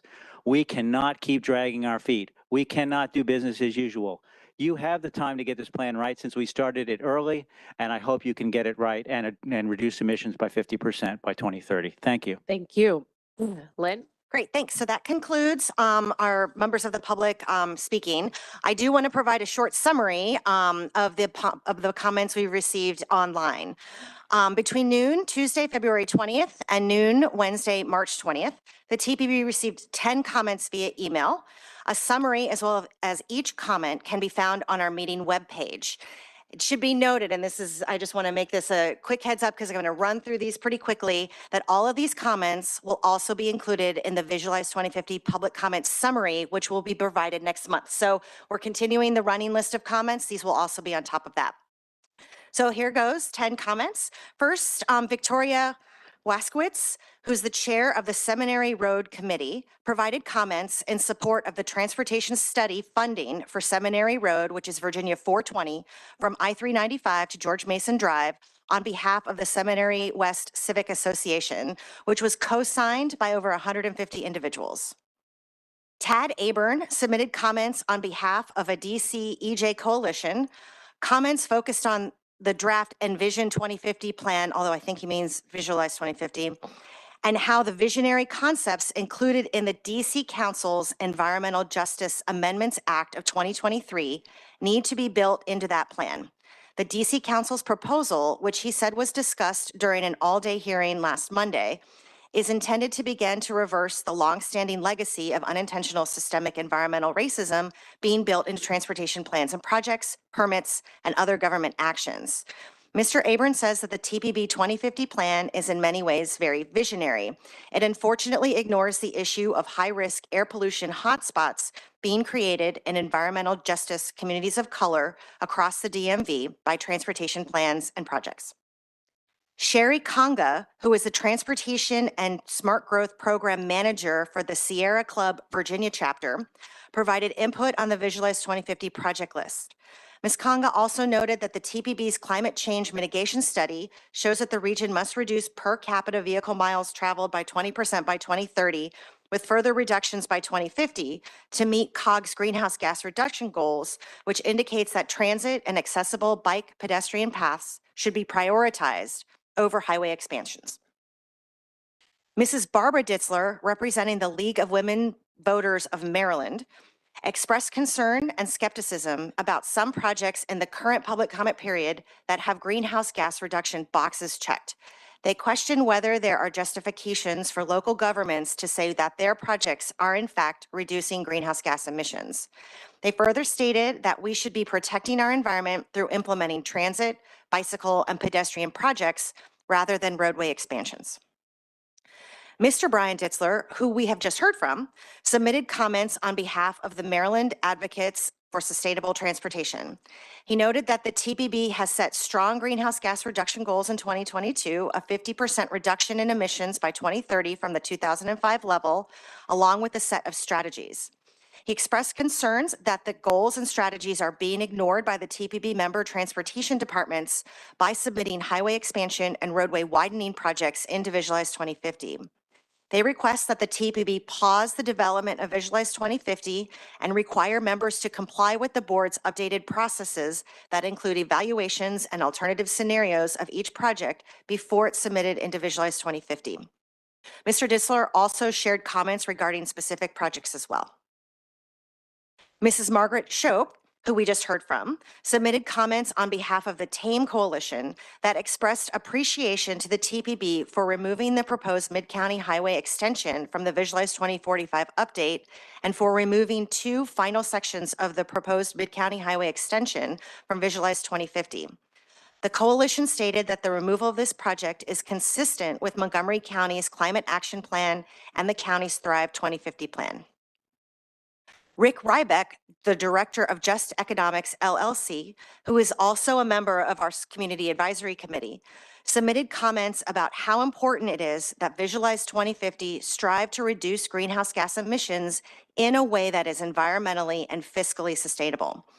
Mr. Rybeck noted that Visualize 2050 should reduce the number of roadway widenings, convert existing free lanes to price lanes, demand evidence-based accountability for how projects satisfy federal planning factors and TPB goals, and that the TPB should require land use changes from jurisdictions as a means for conditional project inclusion. Mrs. Barbara Solfall, who you have just heard from, chair of Citizens Against Beltway Expansion, submitted comments requesting that the TPB remove the Southside Express lanes and I-495 and I-270 toll lanes from the Visualize 2050 plans, as the group stated that the projects are not consistent with the TPB's policy framework and the goal of reducing greenhouse gas emissions. Ms. Sally Stoltz, who we also just heard from, is the co-coordinator of don'twiden270.org, provided comments that expressed concerns about the extension of Virginia's managed lanes and Maryland's I-495 and I-270 express lanes project. Ms. Stoltz also provided a list of 7 reasons as to why they oppose the Maryland Express Lane projects. Lastly, Mr. Bill Pugh, a senior policy fellow with the Coalition for Smarter Growth, submitted comments stating that the Visualize 2050 conformity inputs do not comply with Board Resolution R19-2021. It was noted that too many proposed projects increase carbon emissions and fail to meet TPB, COG, state, and local climate goals. The coalition requests that TPB staff do an assessment of the package of projects compared to Visualize 2045 and key TPB performance measures and strategies, and that the TPB require agencies to review the results and reconsider projects before proceeding with the air quality conformity analysis. The coalition also shared comments regarding project information and project alignment with federal planning factors and TPB priority strategies. As I mentioned, all of the comments are found on our meeting page. That concludes my report, but I also want to mention that food is ready and this may be a good time for that break. Thanks. Okay, we are quite behind schedule, so I don't know how you guys want to. A couple of items is an opportunity to get caught up on time. If you want to take a couple minutes and go get lunch, I don't want people to be hungry. Okay, all right, so we're gonna take a 7-minute-ish break, and then we'll come back and then we'll just try to move expeditiously. Great, thank you. Thank you. Sorry about that.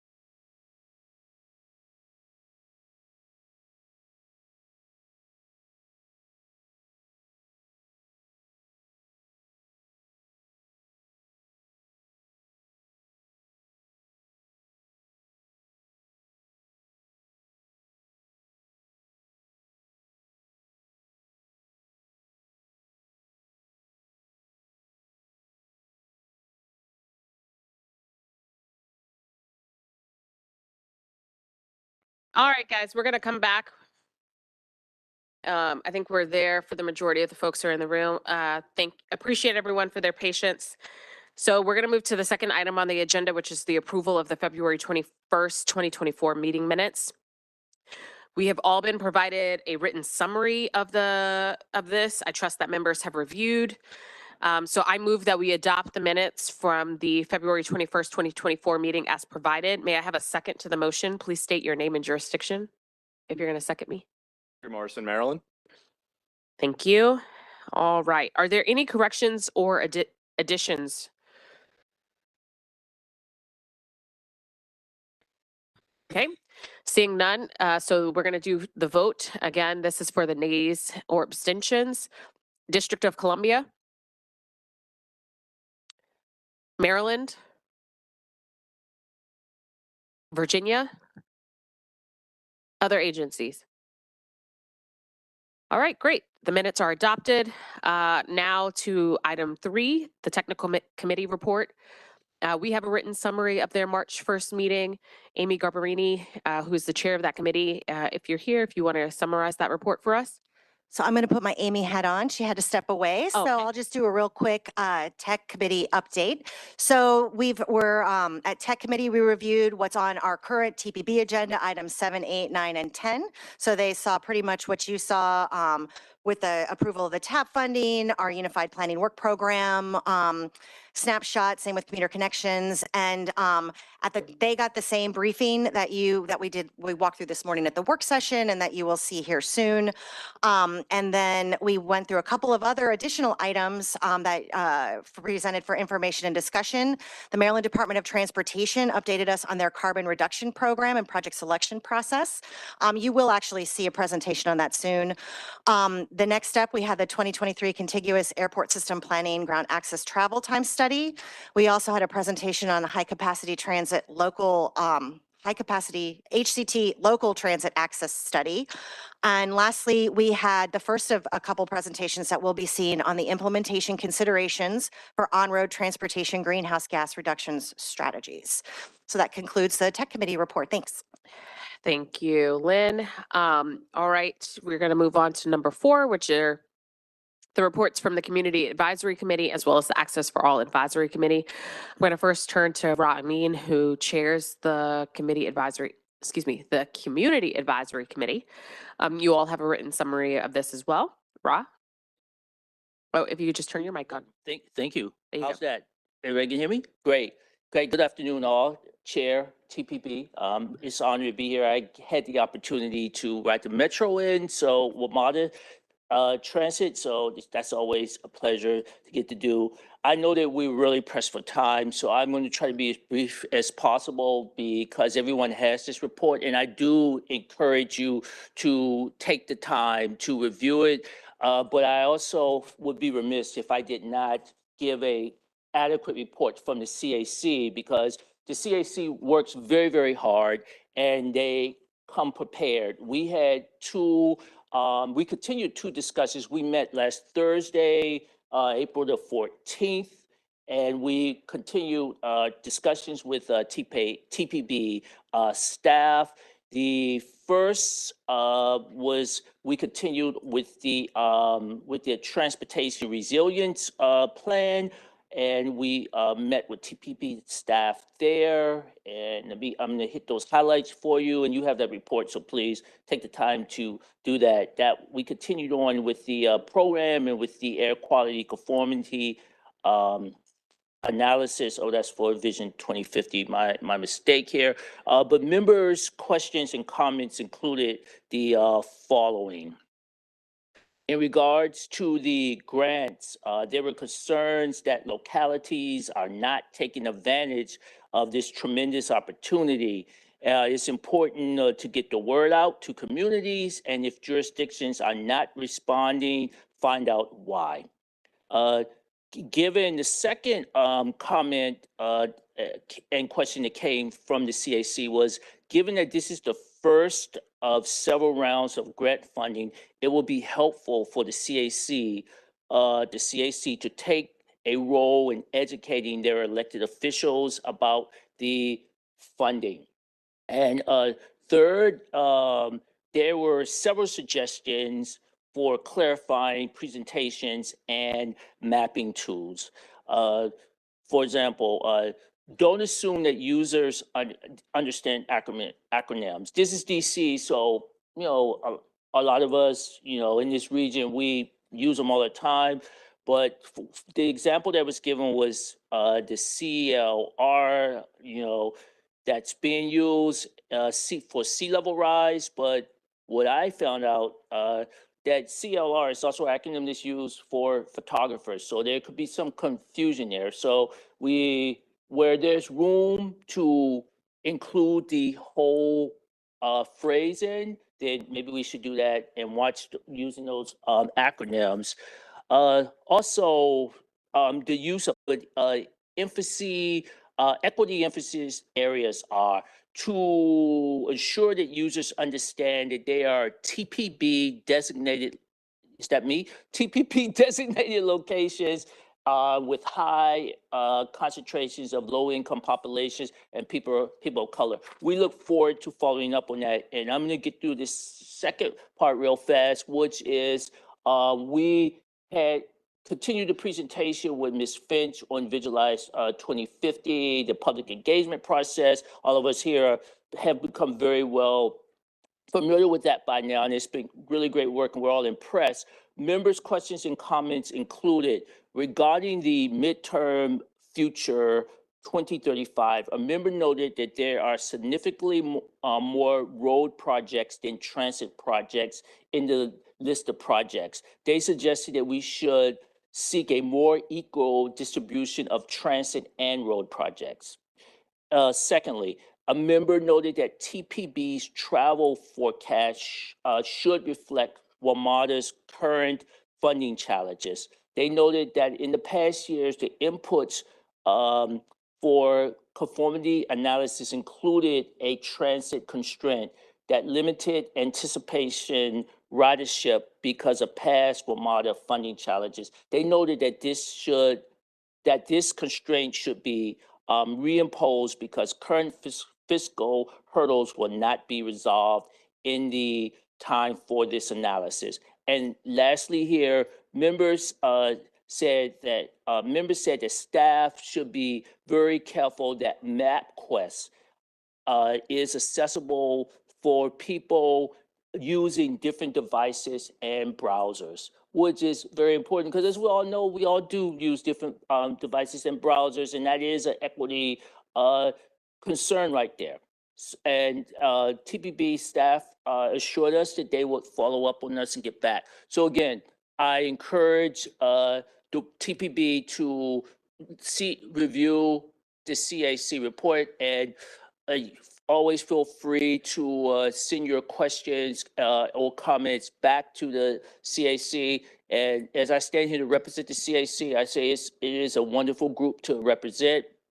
And they do take their role as CAC members very seriously. Thank you for your time. Thank you. Does anyone have any questions for Ra before he walks away? And eat. And eat. Thank you all. Anyone? All right, great. Thank you. Thank you. Commissioner. I'm now going to turn to our Vice Chair, James Walkinshaw, who is chairing the Access for All Advisory Committee this year. Thank you for doing this, by the way. We have a written summary of their meeting. James, is there anything you want to highlight? Sure. I'll just summarize very quickly. The Access for All Committee met virtually on Monday, March 11th. We discussed the approved 2023 Enhanced Mobility Grant Awards, the Virginia TAP funding projects, and TPB's Visualize 2050 public comment period activities. Just two things to note. We had a robust conversation on the importance of educating community members on how infrastructure projects can improve pedestrian safety, and looking at the TAP funding as an opportunity to address equity issues and improve the east-west divide in the region. Our next meeting will be on May 6th, and we're looking to have our first in-person meeting in quite a few years. So we're all looking forward to that. Thank you, Madam Chair. Thank you. Does anyone have any questions for Mr. Walkinshaw? All right, we'll move on to item 5, the steering committee actions and report from the director. So we have a copy of Conti's written report. Conti, would you mind giving us the highlights? Sure. I'm going to skip in the interest of time reviewing what is in my written report. So you all have it. I'll be happy to answer questions on it. But there were about 4 items that were not in my written report I would like to share with you. The first is, as you're aware, your commuter connections program every year that promotes to, that works with our region to promote the use of alternate modes of travel. Each year recognizes employers in the region who promote the use of transit, telework, carpool, vanpool, walk, bike. And for this year, James Walkinshaw convened the selection committee. We got applications from a number of employers in the region. So thank you, Mr. Walkinshaw, for helping us identify. The award ceremony will be announced later this year.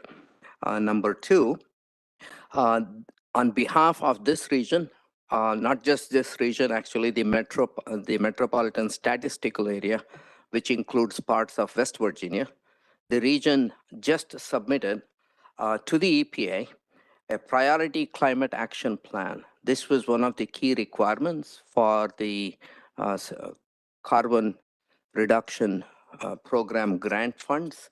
So it was a massive undertaking, and it reflects the entire plan, reflects the adopted goals for the region and the greenhouse gas reduction goals. And it includes all of the strategies in all sectors, the building sector, the energy sector, transportation, land use. So the climate energy action plan that the region had adopted, that the TPB has endorsed, all of those elements are in there. So that will allow each of the TPB member jurisdictions to be able to apply for federal grants if they wish to implement a project or a program. The third thing is the EPA just yesterday finalized a new and more stringent emission standards for new light-duty vehicles. That's your passenger cars, trucks, minivans, SUVs, and also for new medium-duty vehicles. These are the large pickup vehicles and vans that are typically used for work. These stringent standards will lead to less NOx, particulate matter, and greenhouse gas emissions, starting with model year 2027 vehicles. This is applicable only for new vehicles, starting model year 2027 and extend through model year 2032.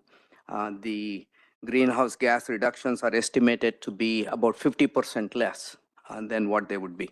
The last item, good news and congratulations to Fairfax County Department of Transportation on receiving the League of American Bicyclists silver level bicycle friendly business designation. It recognizes the county DOT's programs to support its two-wheeled commuters on how the agency works to encourage bicycling in the community. So thank you.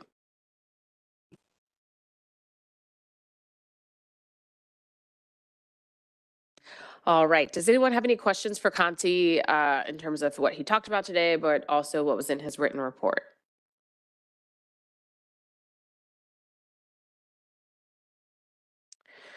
Okay.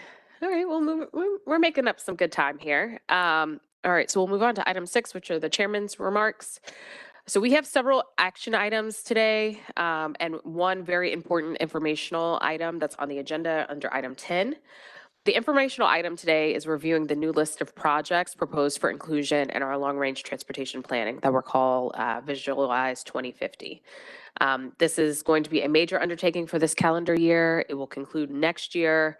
Members will recall that we adopted the current plan, Visualize 2045 in 2022. Collectively, we agreed to take another look at the projects in the plan to see how we can improve the mix of highway and transit projects that were in the plan going forward.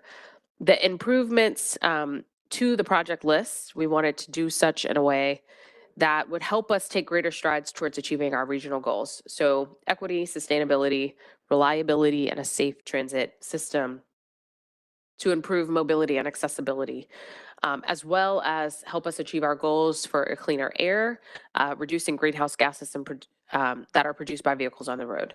So when TPB made this decision back in June of 2022, we formally kicked off the process in February. The board, in essence, was asking each of our transportation agencies to re-examine every single project that was proposed in the past, some proposed perhaps about 15 years ago, to re-examine these projects to determine, number one, are they actually needed today? And two, are these the best ways to achieve our goals in terms of increased mobility that we're seeking? So it was a bit of a redo, and I hope that you all can see from the list, some agencies did remove things from the list, and some agencies added things to the list.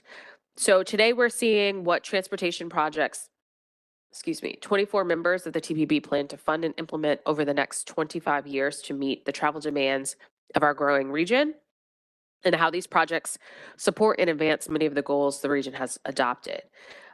So in terms of process, technically we started this on the 1st of this month. We'll continue through next month, and then we'll vote in May. The board will be asked if these projects are the ones we want to advance to the next stage of work activity before we officially add them to the plan in 2025.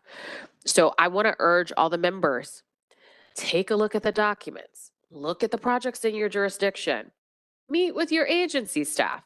I even brought up one today in the work plan. I needed to talk to DDOT because one of our projects didn't have all the boxes checked. It had no boxes checked.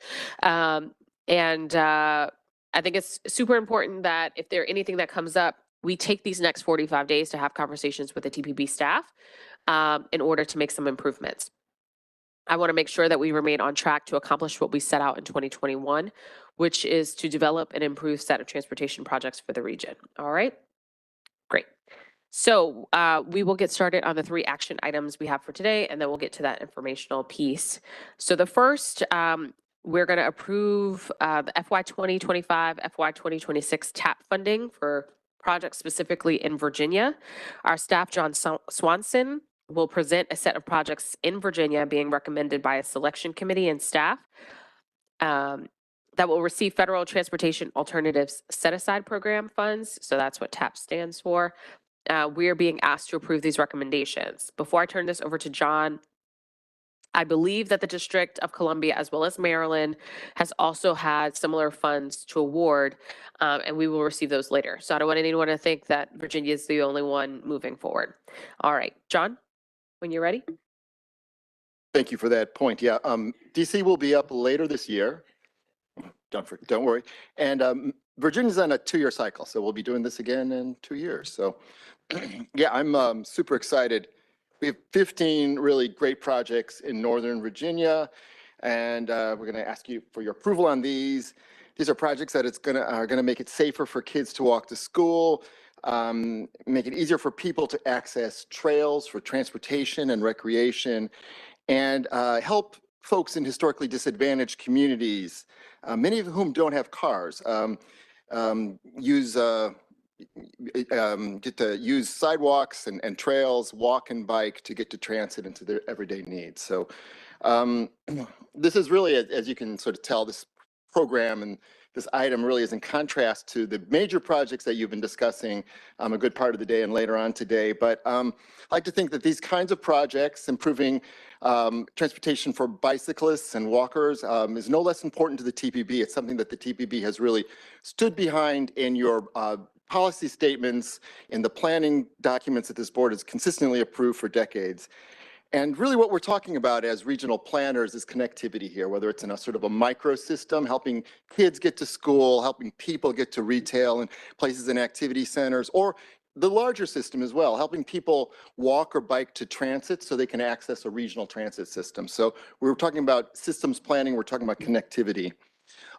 This program this year has got a big bump thanks to the bipartisan infrastructure bill. We're loving to see the impacts of that bill and the possibility that our government can actually make a difference in people's lives.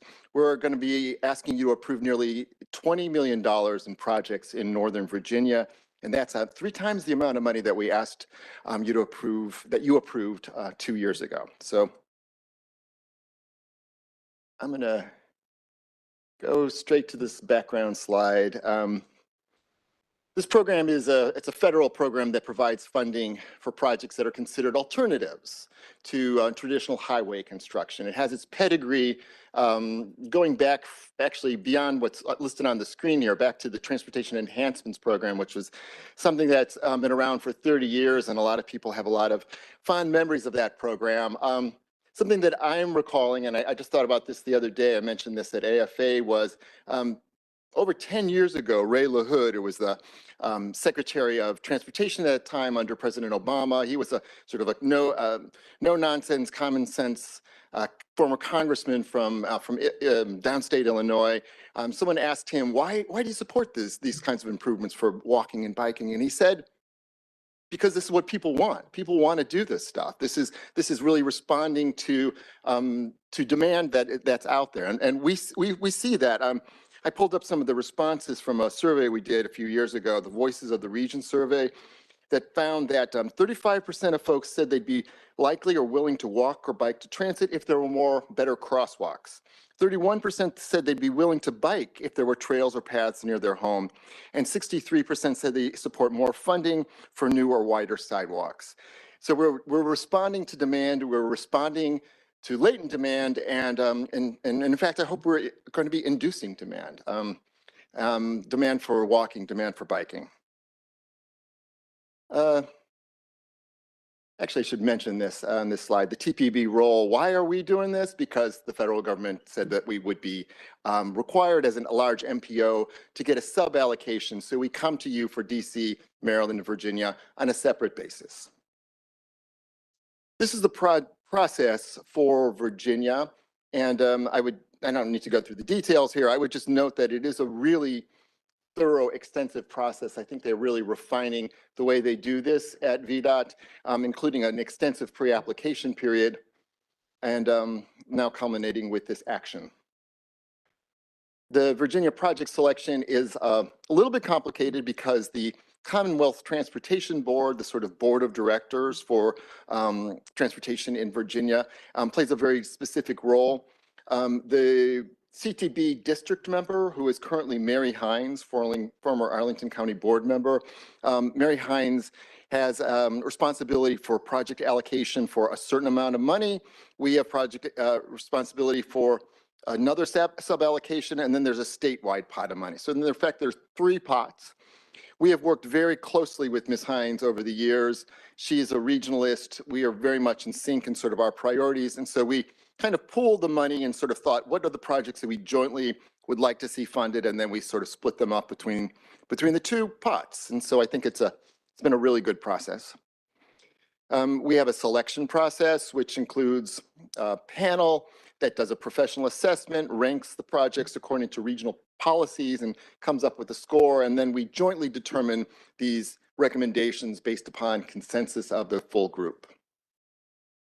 We do consider these regional policies in our consideration, the panel's consideration. You can see them up there on the screen. I won't read them all through for you, but they are very much aligned with the policies and the plans that this board has adopted over a number of years. So what do we have today? We looked at 24 applications, and again, we're going to be seeking your approval of 15 projects. If we'd funded everything, it would have been almost $39 million. We had a sub-allocation of $19.5 million, and Ms. Hines had a sub-allocation of $4.1, and we jointly, again, collaborated with Ms. Hines to allocate the funding. I want to, before I move on too much farther, I've already sort of acknowledged Ms. Hines' role. She's just been awesome to work with over the years, but also VDOT staff, really tremendous. Maria Sinner's here, and Maria's got some great people, Carol Bondurant, Brittany Vole, and it's really been a tremendous pleasure and sort of good example of collaboration, I think. These are the project recommendations. One of the real sort of joys of my job, I think, is that I get to meet with and work with local planners, and with projects like these, see the results of a lot of great planning activity that's happening at the local level. And I think that's really an evidence here from places like Lovettsville, which are pretty far out, to Alexandria. We have Megan from Prince William over there. Some really great stuff happening in Prince William County where there's tremendous need. And I think you guys are doing a great job of focusing and identifying where the money like this can be most effective. So really pleased with what we're seeing in terms of applications. I would note that if you look at this full list, I'm not going to go through the full list, but thinking about our regional priorities, 8 of these projects are in or very close to equity emphasis areas. Again, those are places with high concentrations of low-income populations and people of color. 11 of the projects are in or connected to the National Capital Trail Network, again, a high priority of the TPB. And then 9 of the projects are safe routes to school oriented or explicitly designed to be safe routes to school program activities. So really, really serving a lot of regional needs here. I'm going to go through a few examples, so rest assured I'm not going to go through each project, but just I want to give you a few examples of the kinds of things we're funding here. Here's one in Prince William County, I think a really great example. We're super excited about this because this is building upon a study that we funded through the Regional Roadway Safety Program, which looked at a road diet, but also some crossing improvements and some sidewalk improvements. We're going to be looking at a new sidewalk there, crosswalks. This is in an area directly across from a school, but on the other side is a garden apartment community with a lot of folks who are probably don't have cars or are sharing cars and really are on the street a lot. When we were out there, we saw a lot of pedestrian traffic. So this is kind of a perfect project for this program. Something in contrast, but also a great example is in Lovettsville. Way out there. This is actually pretty close to the Brunswick MARC station, about 3 miles away. So this could be considered in some level an access to transit project. It's a piece of the National Capital Trail Network. Again, that's the 1,400-mile network that we have, that you guys just approved last month. That's going to connect this region with trails from Pennsylvania down to Prince William County and Charles County. This is a piece of that network in Lovettsville. It's really an important part of a planned system of pedestrian improvements in Lovettsville, which is really nice to see. This is in Alexandria. Safe routes to school curb extensions, a lot of little projects, really practical small things, crosswalks, bulb outs, median refuges, a lot of ADA focused improvements. These are places where a lot of kids are walking currently, and we're really going to be able to make a difference with this project at 6 intersections across the city. And then finally, this is a project which is in Manassas Park, an access to transit project right by the VRE station out there. And it is building on an active transportation fund project that we funded through the TLC project last year. It's at this will be building a crucial sidewalk link across the tracks in an area that's for proposed new density, proposed and site for business development. It's really sort of part of some really active planning activity that's happening in Manassas Park. And we're really excited to see all of the things that are happening there and pleased to be able to fund this piece of it. So with that, I can take any questions. We're going to be seeking your adoption of the resolution that's in your packet and working with VDOT on project approval. So thank you. Thank you, John. So I move that we adopt resolution R8-2024 to approve projects for funding under the Federal Transportation Alternative Set Aside Program for FY 2025 and FY 2026 for Virginia TPB jurisdictions. Is there a second? Second, Maria Sina. Second, Maria Sina. Thank you, Maria. Sorry, I did not see you. All right. Are there any questions for John? Any online? Okay. All right. So we'll move to the vote. Again, these are for nays and abstentions. District of Columbia. Maryland. Virginia. Other agencies. Okay, great. Thank you. That motion passes. Thank you.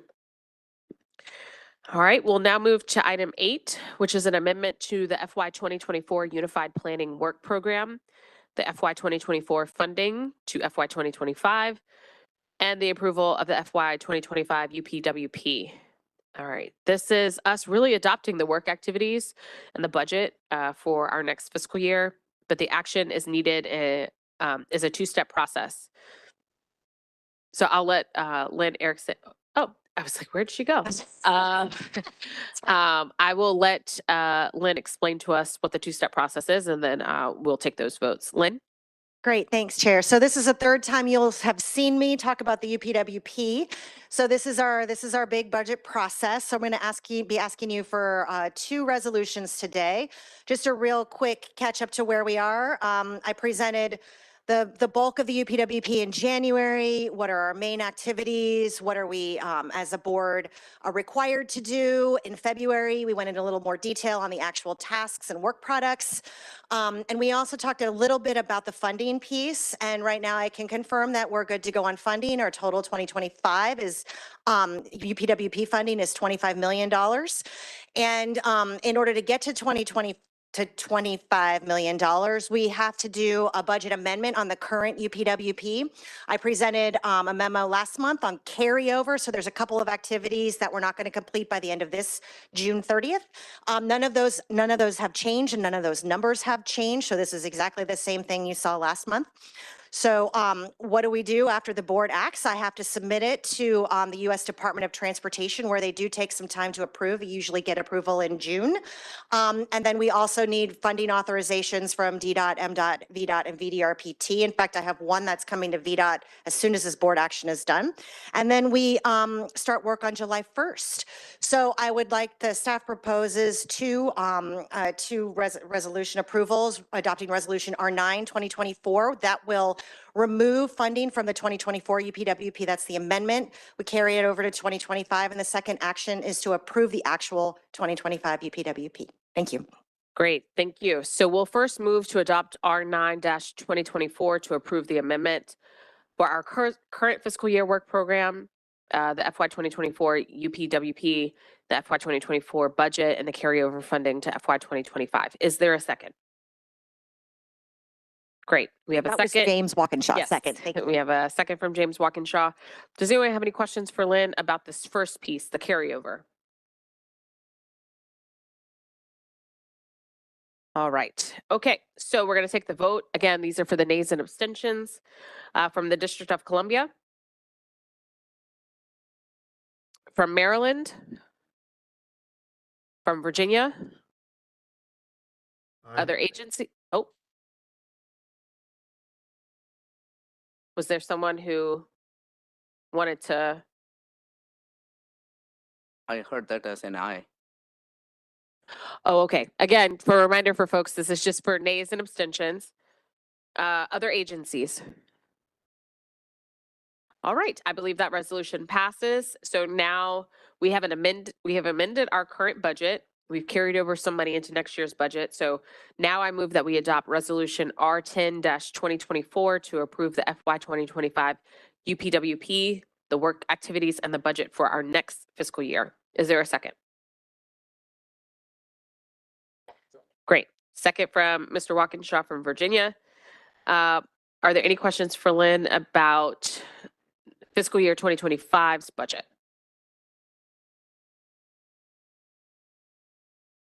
All right, hearing none, we'll move to the vote.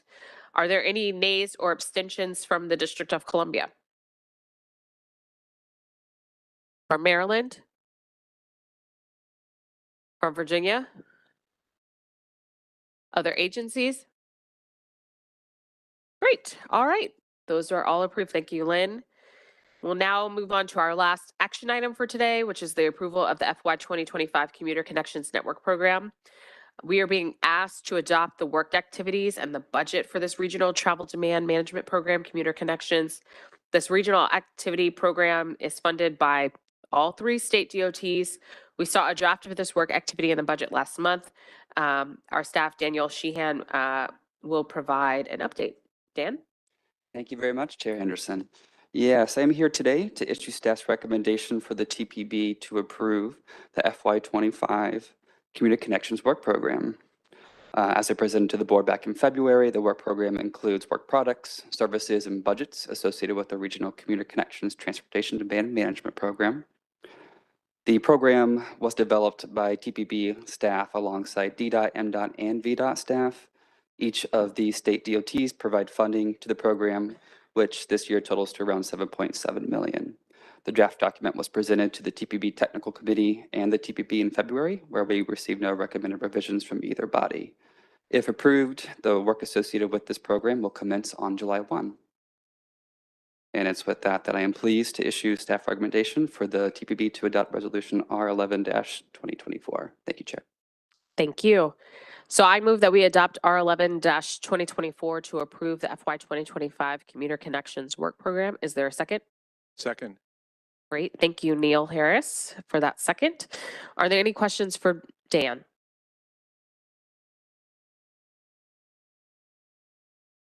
All right, hearing none, I'll move to the vote. Again, these are for the nays and abstentions. From the District of Columbia, Maryland, Virginia, other agencies.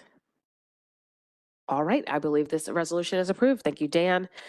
This concludes the action items for today. So we're going to move now to the one informational item.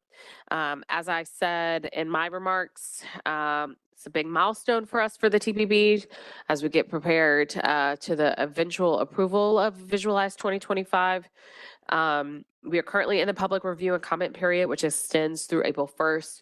Again, our ask is that all members please publicize the public comment link so we can get as much feedback as possible. Christina Finch from the TPB staff will now review some of the documents that staff have compiled and made available to members of the public for us to review. As Christina gets ready, I believe Conti, you had some additional comments. Sure. Thank you. Thank you, Madam Chair. Thanks for getting us caught up on time. We are back on schedule. I'll try not to delay that or jinx that. As Christina gets set, I just wanted to take a moment to acknowledge that the current update to the region's long-range transportation plan that the board undertook last year is both unique and significant. Unique in the sense that the TPB's transportation plan database of projects has been built over a long period of time, and I would say close to 28, 29 years that I've been working with the TPB. This is the first time when the entire database has been cleared out, emptied out, and sent back to the TPB transportation agencies. And they've been asked to re-examine all the projects that are in the current plan, determine if these projects as scoped and scheduled are still appropriate to meet the needs of the project that they were designed to fulfill, or is there some other ways in which those needs could be met? So there were close to 200 projects. There are close to 200 projects in the current plan.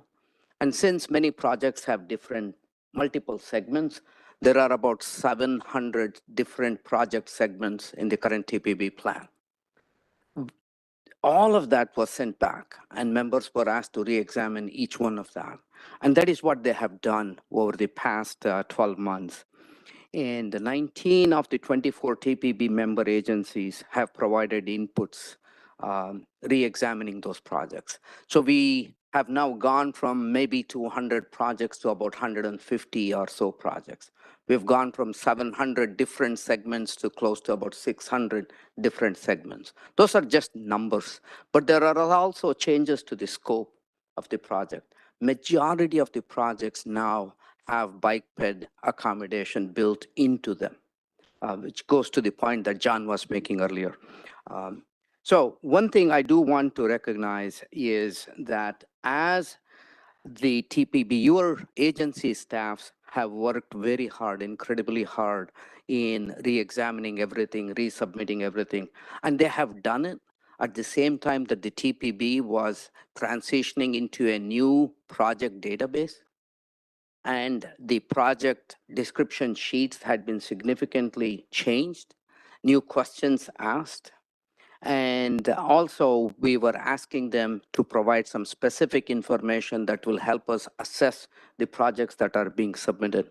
So they have done a challenging task that had been made even more difficult with some of the technology challenges that they had to meet. I'm sure that there have been some long hours. I know that your staff at the TPB, 10-hour days, working on weekends, unfortunately was the norm for the past 2 months. I want you to be aware that your staff has strived their best to complete all of this to keep the schedule on time. So I want to take this moment to thank all of your staff for their work and all of the TPB staff here in doing that. I want to note, though, that in compiling all of this information, and the information we received came in 3 different packets, and they were all addressing different requests that we had made of our agencies. We had to read through all 3 of them to develop what we have now developed for the first time, a project summary. So compiling this single document, extracting information from all 3 documents took some time. I really draw your attention to that. This is the first time we have tried to succinctly provide information on 160 different projects. What exactly are those projects intended to address? How exactly might they be advancing or supporting the TPB goals? But I'm sure in doing that, in compiling information, we have made some mistakes. There were some errors that we did not catch. One significant such error was the document, the project summary description document we posted on March 1st for an important project, Maryland Heartlands project, showed in error that Heartlands would be added on 370 through the city of Rockville. That was incorrect. So we have since then corrected that and posted it. During the public comment review period, staff continues to review all of these documents. We are working with our agencies to make corrections. So we will continue to do that. We will strive to get you revised, correct QA/QC document by May. But for any confusion that's been caused with this undertaking, I apologize. In closing, I do want to share my sense that I've said that I've been working with the TPB since 1995, and I have done many of such project inputs for the plan updates during my 20-year tenure when I was at VDOT. This is the first time that such a massive, complete re-examination has been done, and I want to really congratulate the TPB for taking that step back at the policy perspective and to say, let us see how we can collectively work to achieve better outcomes.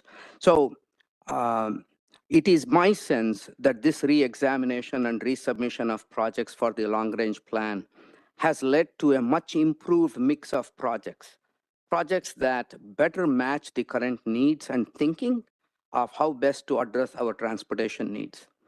I acknowledge that this mix of projects is not perfect.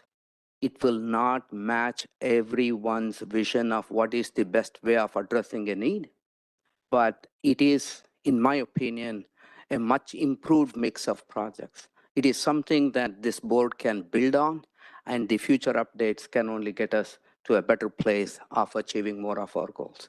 Thank you, Mr. Chair. Thank you. Ms. Finch? Thank you, and good afternoon, Chair Henderson and members of the board. This morning we had a great work session on Visualize 2050, and thank you for all of you who were participating in that work session.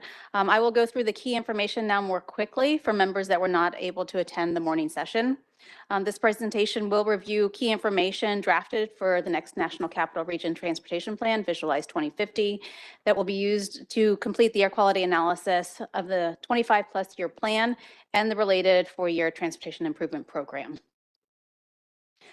So an overview, I have some introduction information, comment period information, some other information, and then wrap up with acknowledgements and next steps. So 3 years ago, the TPB directed staff to update the plan with the focus on reevaluating the plan's projects. At that time, TPB recognized that many projects were already well under development and some may have already been fully funded. So these exempt projects were expected to continue. Projects that were not that far developed were required to be reevaluated by their sponsor agencies.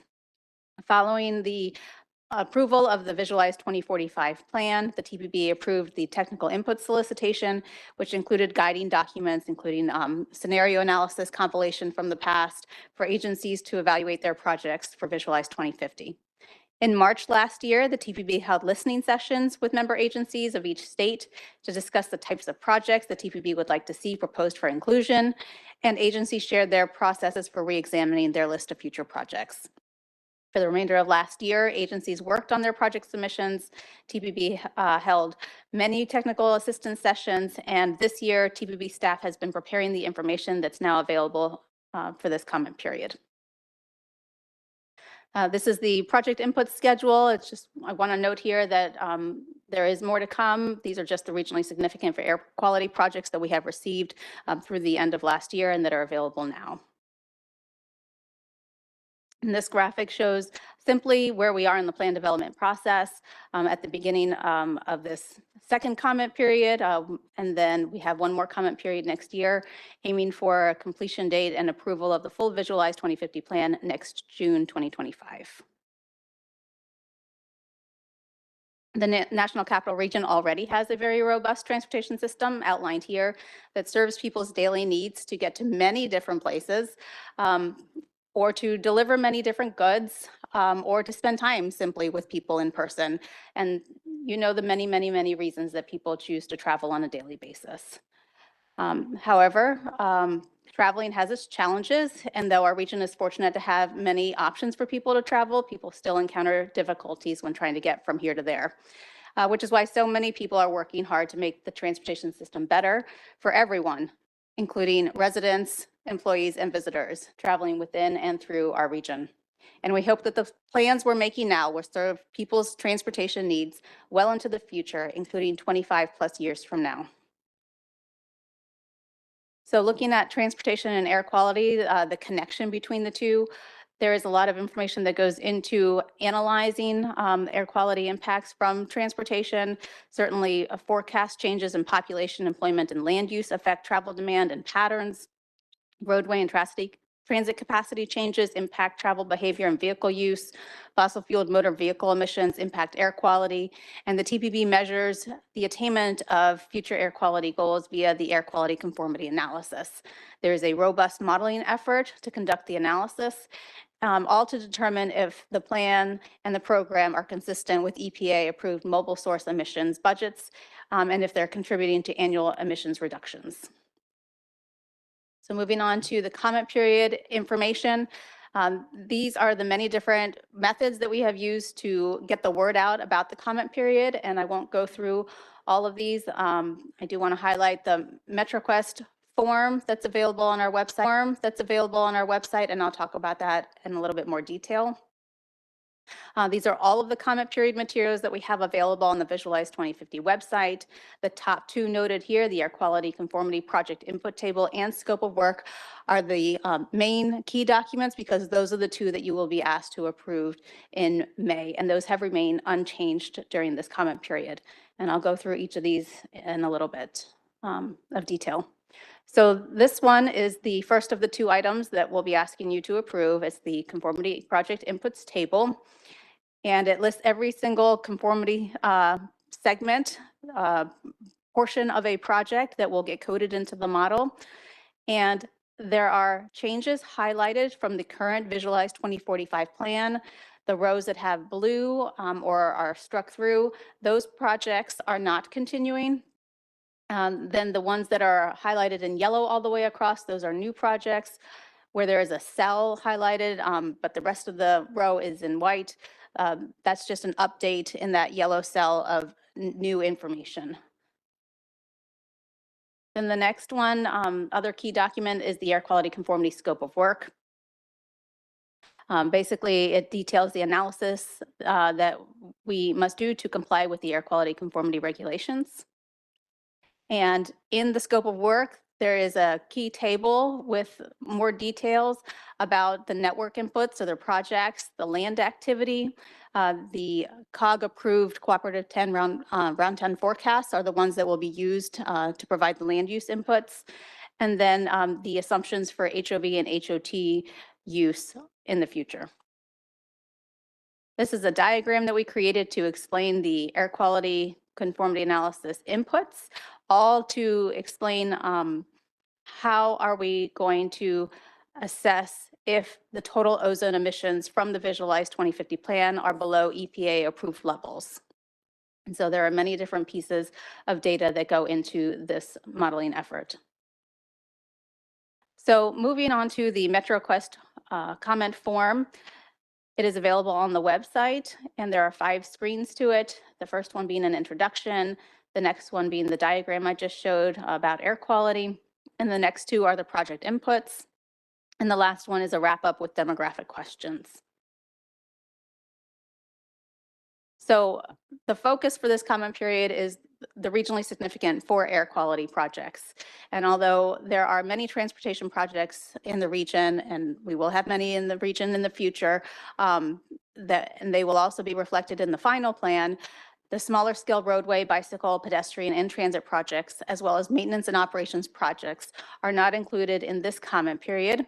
For this comment period, we're focusing just on those capacity impacting projects that are adding or removing vehicle capacity, which represents about 20% of the expenditures in the financial plan.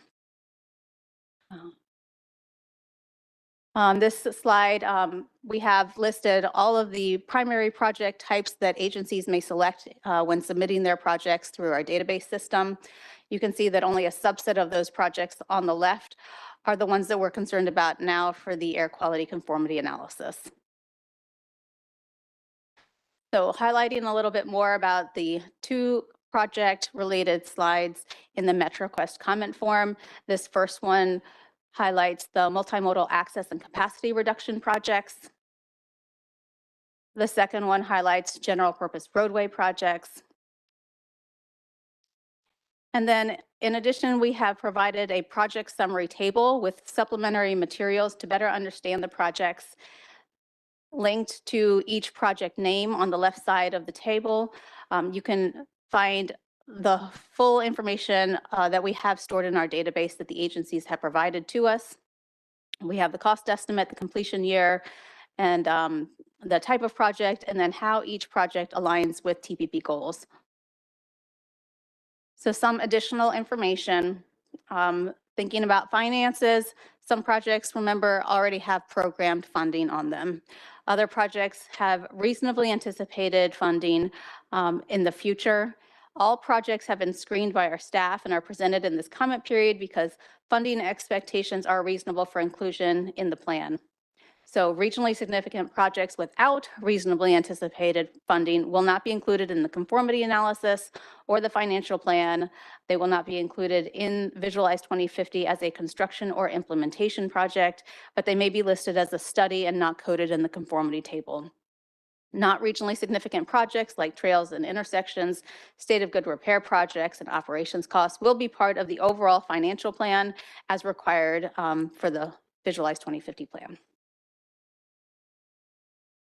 So looking at TPB's priority strategies that have been developed and approved by the board over the years, we have 14, and I want to highlight 2. Basically, the strategy to expand the express lanes. There are express toll lanes already in the region on I-95, 495, and I-66, and a number of additional express toll lanes are proposed in Maryland on I-495 and I-270 from the American Legion Bridge to the I-270Y and north on I-270 to I-370. This was in the project summary table, the one that had an error, and we have corrected that. So please go ahead and download the latest version of the project summary table, and you can see the corrected information for that project. Then in Virginia, I-495 south of Old Dominion Drive to the American Legion Bridge. Then additional express lanes on I-95 and 495, the Southside Express lanes from the Springfield interchange across the Woodrow Wilson Bridge to Maryland 210.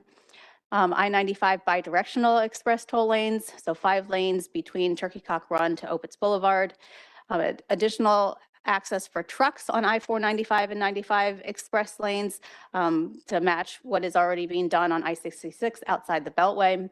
And then I-495 toll lane ramps at Dulles Connector Road and Dulles Toll Road. And then the other priority strategy I want to highlight is the expansion of BRT and transit ways. There are currently 37 miles of BRT and streetcars in the region. Existing BRT transit ways are present in Arlington and Alexandria through the Metroway system on US 1, and then Montgomery County with the Flash system on US 29.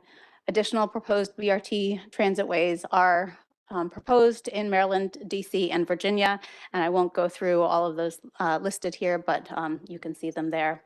And in addition to these, there are a couple of rail projects, the completion of the Purple Line in Maryland, and then the extension of the Benning Road streetcar in DC. So looking at the alignment between federal planning factors and TPB goals, each project sponsor had the opportunity to answer from their perspective how they felt their project aligned with federal planning factors. And so it was a question on the form when they submitted their project, and they were able to check any of these 10 federal planning factors. And we tried to catch if an agency forgot to answer this question during the submission process, and we didn't catch all of them, so I apologize for that. That's why you might see a blank where no check boxes are associated with the project. So we will connect with those agencies and see if we can get that corrected, because theoretically, any of these investments will meet at least one of the federal planning factors, if not more. And so we, TPB staff, did an analysis to see if an agency felt that their project supported a federal planning factor, how then did that translate to supporting a TPB goal? So by doing that project, how are we achieving TPB goals? And you can see that alignment and cross-section here. For example, the TPB goal of livable and prosperous communities was we associated with the federal planning factor of economic vitality or travel and tourism. So if an agency selected one of those two federal planning factors during their project submission, then we then gave them a check mark for aligning with livable and prosperous communities goal. So more than 75% of projects support TPB's reliability, affordability, and convenience goals. Transit projects often noted support for TPB's livable and prosperous communities goal. For road projects, they almost always noted safety as being a goal. And then, as I mentioned in the project summary table, you can see how each individual project aligns with TPB goals. Some additional information on 2050 projects. So as has been mentioned, agencies have undertaken a thorough review of their local and TPB priorities, and the states have responded to last year's public comment period on the projects undergoing resubmission and have submitted letters, and those are posted on the website. Some visualized 2045 projects are no longer priorities and have not been resubmitted for Visualize 2050. And there are some new projects that are not in the current plan that have been submitted for consideration in Visualize 2050. There are 13 new projects in DC and 17 new projects in Virginia and none in Maryland. So implementing agencies report that most air quality conformity impacting projects do include bicycle and pedestrian accommodations. And then looking at projects that are continuing, this slide lists the different types of projects and how many from the current plan are continuing in 2050. So this is the last part of my presentation, acknowledgements and next steps. There are a lot of people that have helped to provide the information that we were able to produce for this comment period, and I want to really thank everyone who has had a role in that, because it took a large team throughout the region to do this. And so this slide highlights the people that have provided project information from DC and Maryland. And this slide acknowledges the Virginia state agencies and counties and the people that worked hard from those agencies. And then this last slide on acknowledgements highlights the people that have contributed information from Virginia cities and towns. And so next steps, please help us spread the word. This public comment period will last until March 30th, and we are actively still promoting it and boosting it through Facebook in particular. So please take people to our visualize2050.org website where they can find all of the information that they need. And a reminder to all of our agencies, this is also an opportunity for you to be reviewing the project information and making sure that everything's reflected as you would like it to be reflected for your project. So please get with our staff if there seems to be something not right. So this was a big day, milestone for the Visualize 2050 project and plan development. And so I appreciate everyone's time and attention during the work session this morning and the meeting this afternoon. We will be able to provide you with the results of the comment period at your April meeting, and then ask you for an action at your May meeting on the air quality conformity project inputs table and scope of work so that staff can begin the performance and air quality analysis of the plan and TIP. And with that, I conclude my presentation and I'll take any comments. Thank you so much. Great. Thank you, Christina. That was a lot of information to cover in a short period of time. For board members, we have about 18 minutes or so to take questions for either Conti or Christina on the information that you've had an opportunity to review. So I started with Maryland last time, so I'm gonna start with Virginia this time. So if anyone from Virginia has any questions, if you're online, if you have a question, if you could just use the raise hand feature and we will try to get to you guys. All right. I see one. I think Matt. So Dave Snyder from Virginia and Matt Fruman from DC have hands up. Okay, great. Dave, if you want to go ahead. Thanks a lot. Thank you very much, Madam Chair, and thanks for staff for a fantastic job. There were some questions and answers this morning in the work session. I just wondered if some record would be kept of that. It might be useful so we don't repeat questions like that I had during the. I don't want to bore people with asking the question a second time. So I just wanted to ask for that.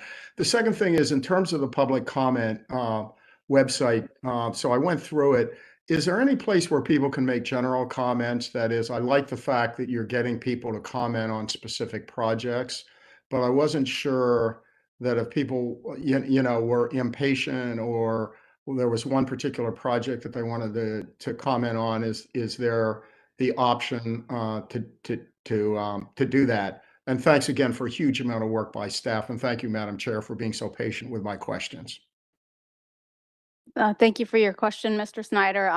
Certainly within the comment form, aside from voting yes or no for a particular project, there is an opportunity to provide written comment on any project. In terms of general comments, I believe there are also other comment bubbles provided on certain screens to provide more general comments. But of course, there are other ways to provide comment if it's more lengthy information that needs to be shared with us. And I would encourage people to use one of the other methods like email or providing a letter if more extensive comment is needed. And also, Mr. Snyder, yes, we will document the discussions, particularly the comments, feedback that we got during the work session, and we'll share it with the board at the next meeting. Some of those are takeaways for us to do some more work, so we'll definitely document those. Thanks. Thank you very much. Thanks, Dave. Thank you, Conti. Anyone else from Virginia? Supervisor Fruman from Loudoun County had his hand up. Councilmember Freeman's from DC, so I'm going to hold on that. Maryland? Any questions? Gary? Yes, I want to thank staff again. Christina presented basically the same presentation yesterday to a consolidated group of Transportation Management Association members, advisory committee members, and so that was a very good start.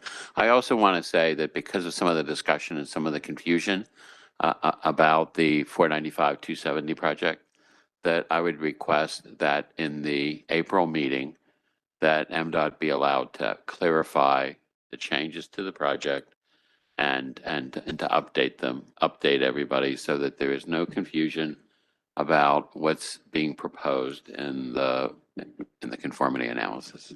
Thank you. Thank you. Is that something, can we Yep. make time for that? Certainly doable. Actually, the correct information, because staff made the mistake, we can state the information even at this meeting. Compared to Visualize 2045, which is the current plan, which had express lanes, hot lanes being added on the Virginia side of the Beltway, starting at the American and including the American Legion Bridge, going all the way up to 270 Spur, and along 270 Spur up to 370, and then 370 all the way through Frederick. That was the complete segment, but they were proposed to be built at different time periods. What has now been proposed is hot lanes on the Capital Beltway from American Legion Bridge, including the Legion Bridge, to the 270 Spur, and then along 270 up to 370, just adding one lane, converting the existing lane into hot lanes, but nothing beyond 370. Right. And, So I think, anyway, seeing a picture, seeing a map, seeing how it's laid out and the schedule, I know people, particularly in the Frederick County and up county, Montgomery County, are always concerned about what's the status from 370 to Frederick, and that's supposed to be a study and what's going on that. So I think just a general Absolutely. update would be We really can appreciated. definitely do that. And one other important change I forgot to mention, in the current plan, it is proposed as public-private project, and that is no longer the proposal now. There's no private sector contribution to that project. There's a financial plan that there'll be some state funds and some significant amount of federal grant funds that will make the project. So we can put all of that information together. Thanks.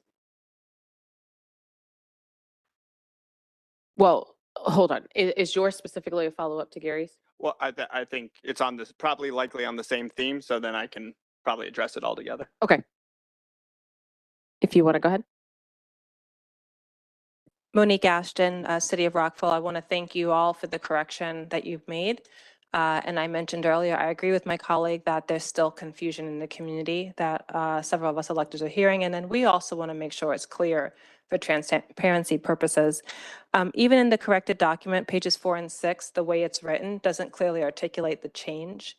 So I think that we just need to be very clear on expanded lanes as well as toll lanes, right? Those are two different topics. Rockville has 12 lanes and we already have an express lane. It is not currently a toll. So it's helpful to understand, is there a change from what we've been told in terms of adding a toll lane there? That's what it might be interpreted as in the community. So if you could clarify that.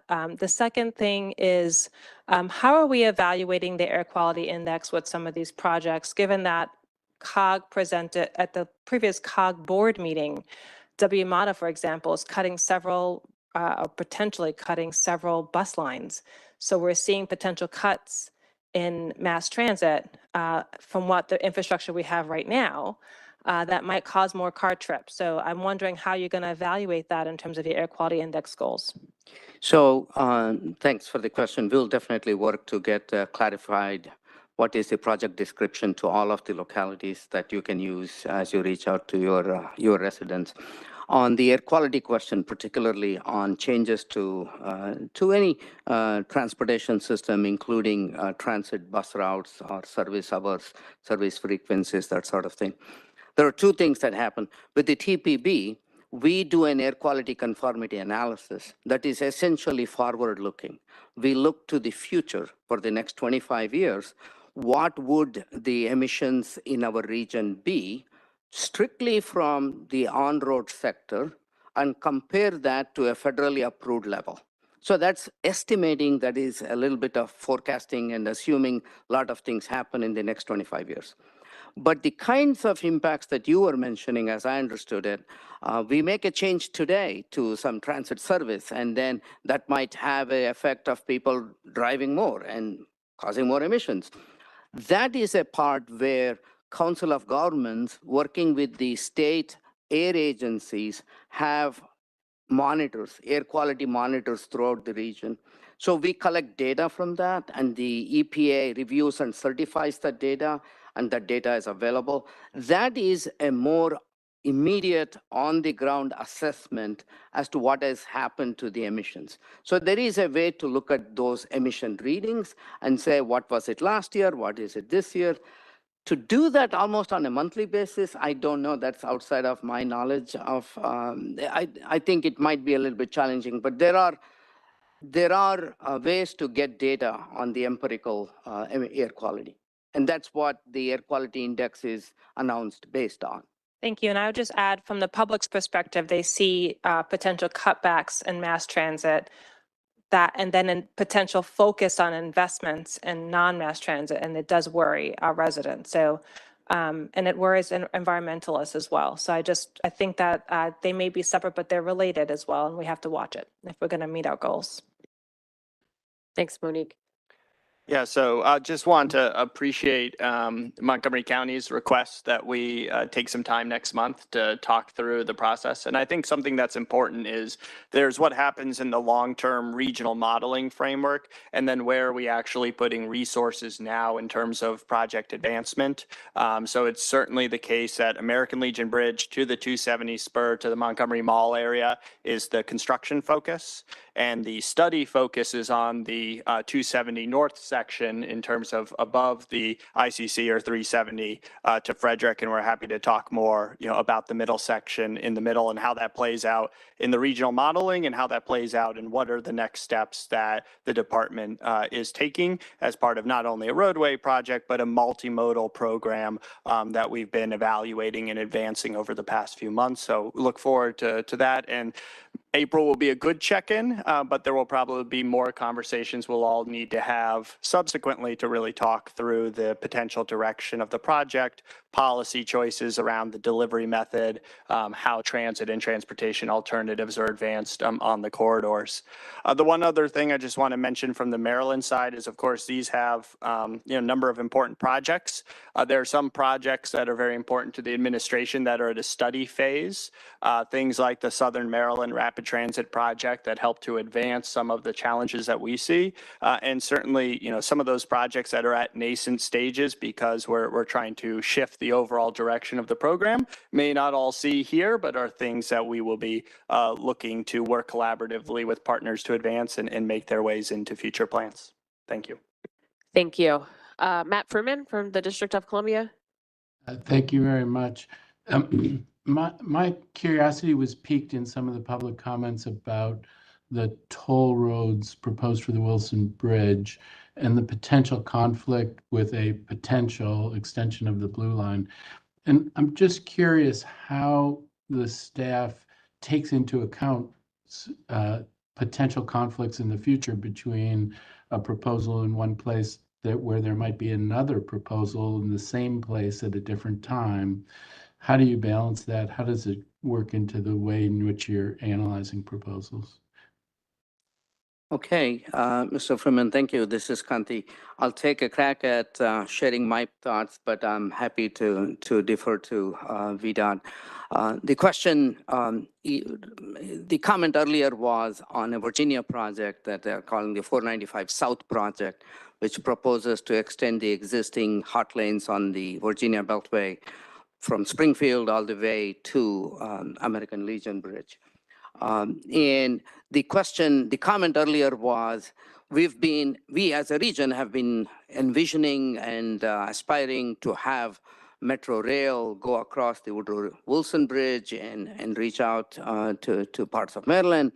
And the current bridge was designed and has been built to support an urban heavy rail system, but there's been no decision and certainly no funding for the project. So, and the space is still there. So that was the context in which, if Virginia is now going to use that median space on its beltway, would that create, what kind of a challenge might that create for the Metro Rail extension? I think VDOT has indicated that when a Metro Rail extension across Woodrow Wilson Bridge comes into a planning and programming phase, they are willing to work with the region and with Metro to see how they would be able to make space or discontinue or do something with the lane. So And thank you, Kanti. That's correct. We are planning the project not to preclude future rail on the bridge. The bridge, when it was built, envisioned the weight of rail. However, as of right now, we are monitoring and coordinating with WMATA on their long-range plan of their blue and yellow and silver lines as well. And but currently, our NEPA work for the South Side project does not include the rail, but does not preclude for it to be included in the future. But did I hear correctly that you would be doing work now and then you'd have to tear it out and put the rail in over it? I'm trying to understand, you know, with these two things out there, how am I supposed to think about this? But is that right? Was the claim that you'd put the toll lanes in and then you'd have to take them out at great cost?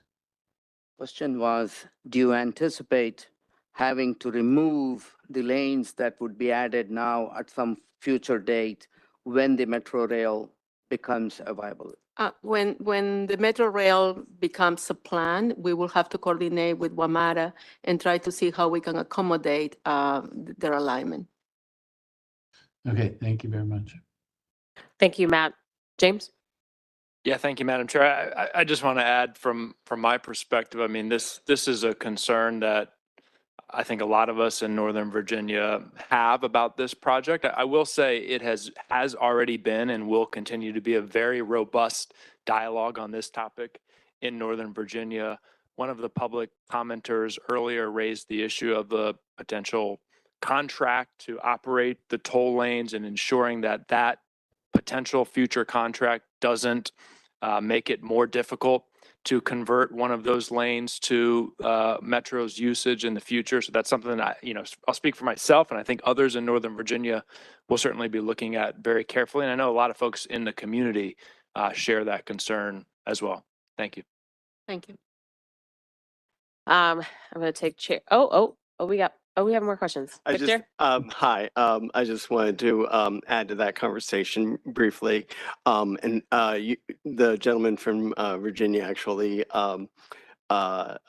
said much of what I was thinking, but we do want to express concern with use of the bridge for any purpose other than, what we believe it was intended for. We also have concerns with, you can say not preclude, but, the nature of tolling projects tend to involve very long-term leases, so or long-term contracts. So it's one thing to say it, but that remains a pretty strong concern. The other concern we have is it doesn't seem like there's been adequate study of likely bottlenecks at the end of the project at Maryland 210. So we, do want to express some concerns with the project. Noted. Thank you. Okay. Yes. Hi, Kelly Russell from the city of Frederick, and thank you for saying bottlenecks. And I would be remiss if those of us who live north of 370 did not take this opportunity to express our very, very deep priority to get that portion of 270 widened before everything else comes up and stops at Frederick County. So I'd be remiss if I didn't mention that, and I know that everybody understands that. Thank you. Great. Thank you, Kelly. We are right at 2:00. I just want to ask one question from a process standpoint for both members, but also for folks in the public. Let's say we're going to go through the public comment period. You're going to present the comments in April.